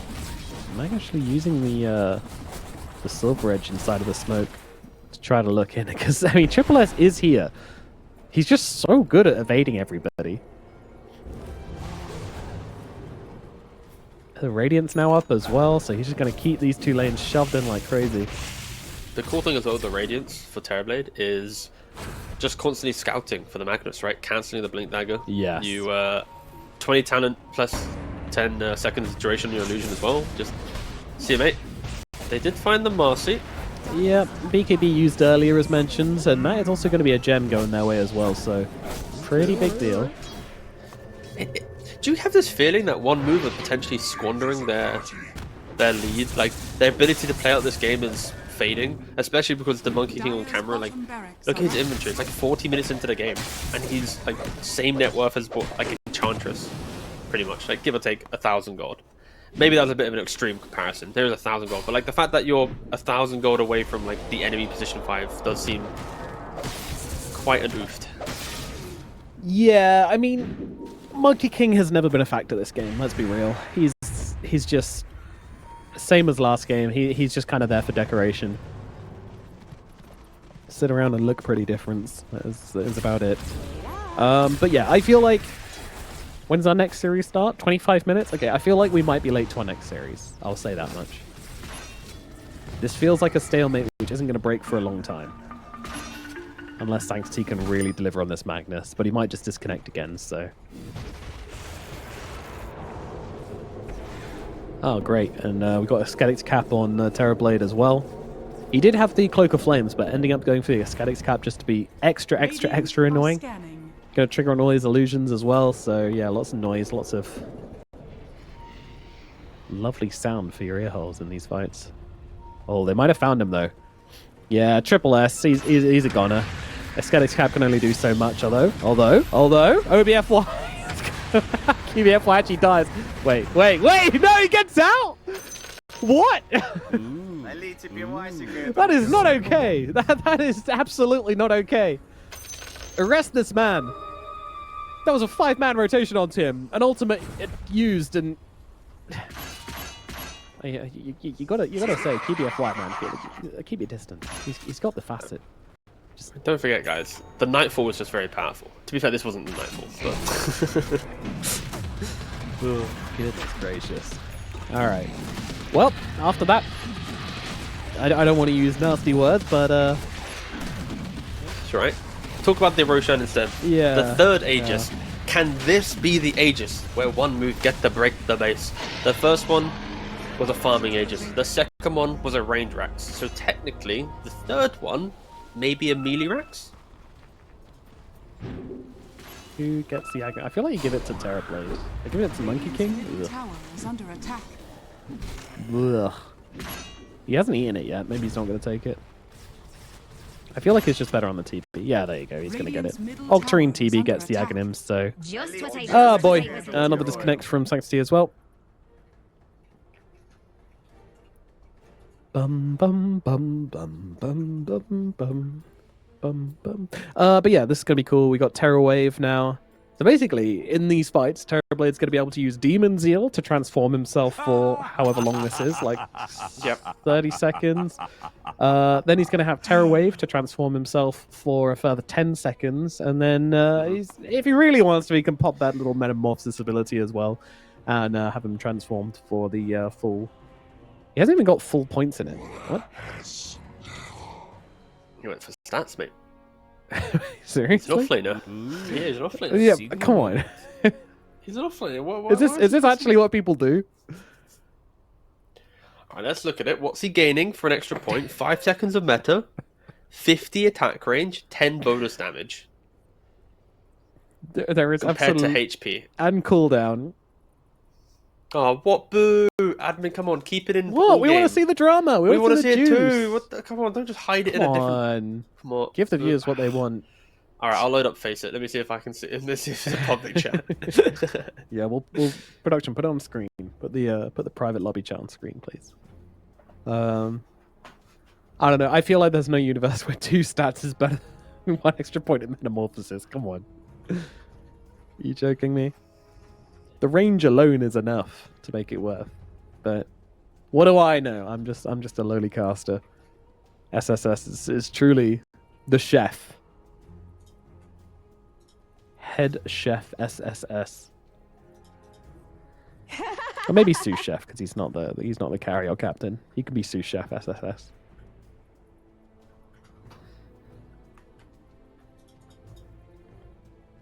I actually forgot we were playing an entire best of 3. This felt like a best of 5 with the pauses. Yeah, we got. Are we covering? Okay, hold on. Let me check if we're covering PuckChamp tomorrow. Please no. No offense, PuckChamp, but I don't. I hope. I don't want to do this again. I can't. Alright, so tomorrow. So if they lose, wait, hold on. If doesn't it get flipped, inverted if you lose?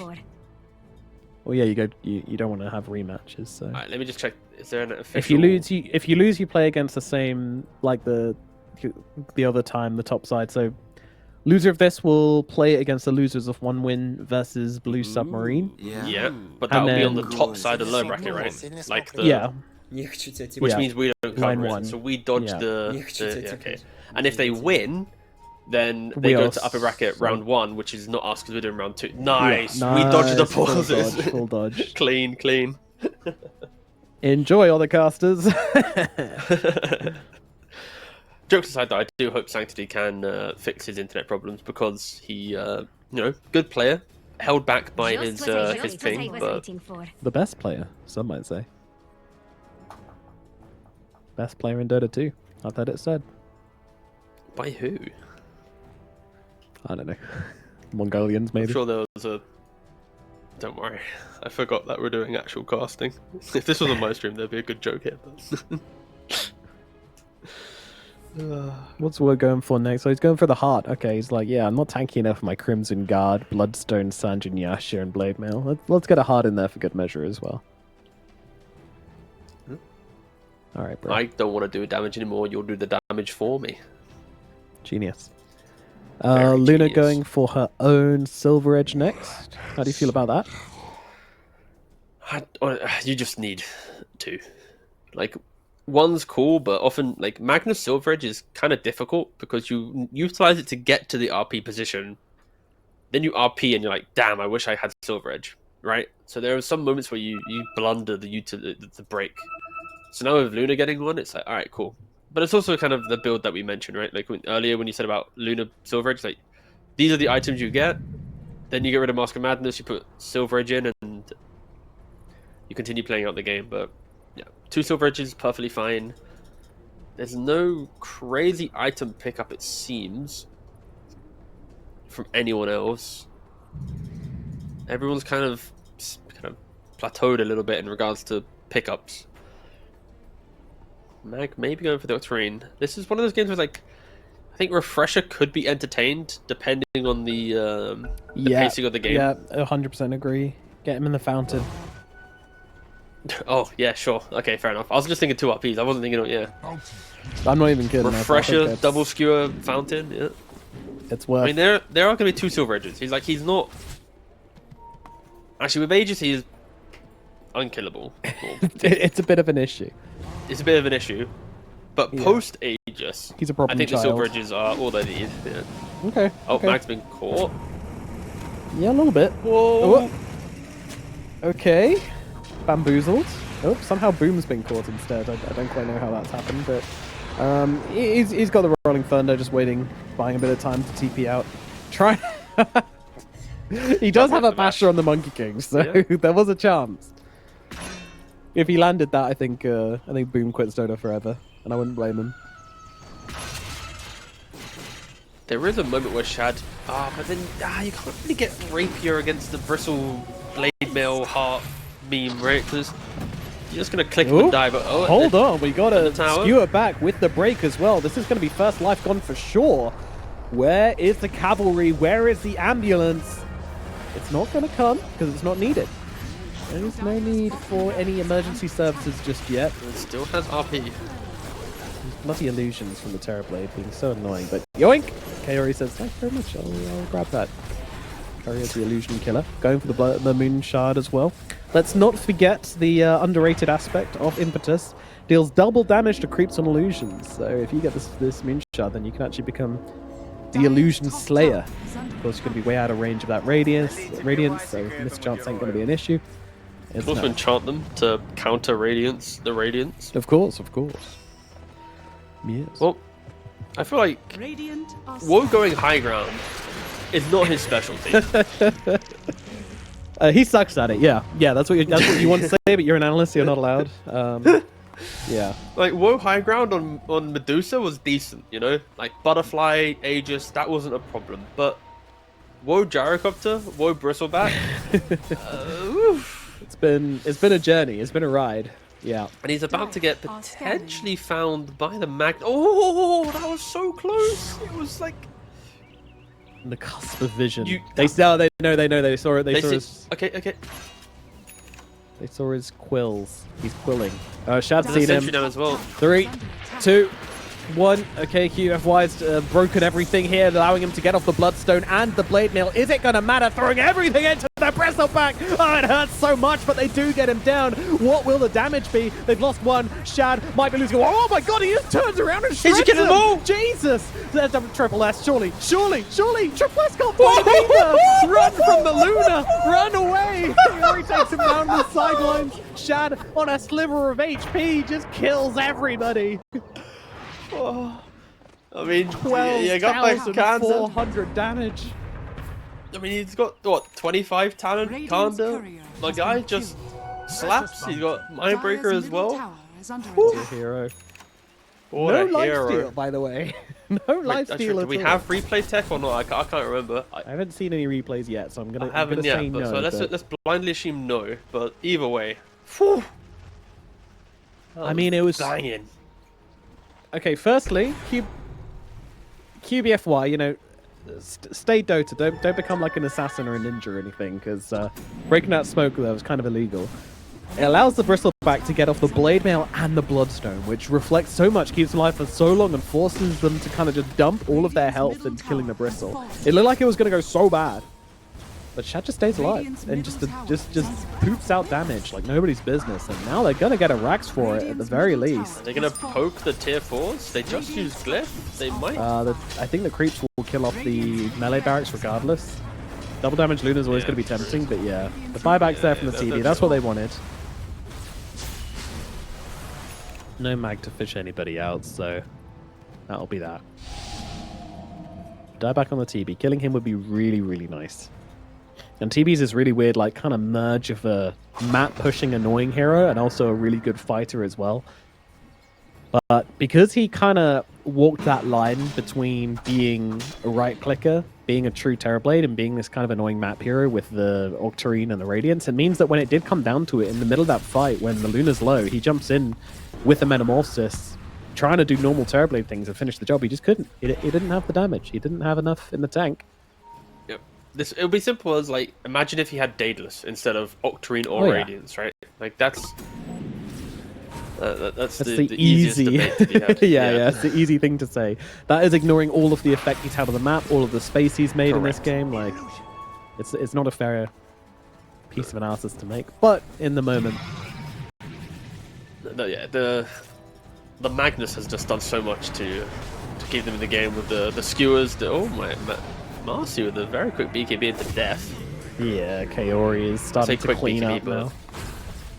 Oh, interesting. Went in for the Mage Slayer instead of the Moonshot, which I actually really like. I think that's cute. Stop the Quills doing as much damage as possible. Oh, there's Terrorblade, no buyback! Oh dear, this is not the time. Although the RP actually not going off in time due to the fear. BKB from Triple S trying to get himself away. He's got a Sunder available in just a second, but will he have a target? Tries to Manta dodge the Bristle, the Pango, but won't be able to do so. Sanctity takes him down with the Shockwave. Dead, no buyback, 120 seconds. And just like game one, the high ground is completely thrown, and then you just give up these critical kills on the map at a point in the game where you really can't afford to be doing this. Super, super sloppy. Once again, one move. It's tough. It's difficult. You need to keep it together, guys. At the same time, PuckChamp just immediately, the moment they're in a winning position, jumping down the throats of one move. And there's your refresher on the Magnus as well. We might get some fireworks to finish this game off.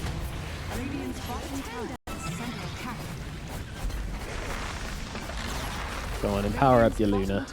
Give it the good stuff. Oh yeah, there we go. 2 barracks taken. Tier 4's being clapped by Kaori. He wants to get out. He doesn't want to play this video game any longer. He wants to keep us on schedule. Kaori's a big fan of That's true, we are 11 minutes away from being behind schedule. Good point. Yes. Skewer back onto the Bristle with the break as well. RP comes down. The damage, is it good enough? I think it is. Bye-bye Bristle. Buyback available though. He can come back for round number 2 as Northeast jumped in and just kind of died here. Buyback available on both the supports who have just given their lives here. No BKB up on difference as well, and his Wukong's is incredibly off the mark, so we'll just have to awkwardly break that one. Ancient now exposed. Chad looking to finish the job. Sanctity, oh, nice stun coming out from the Monkey King, but he's just gonna die. The Bristle trying to bring him down here. Getting the Quill stacked up relatively nicely as Not Me gets peeled off once again by Sanctity.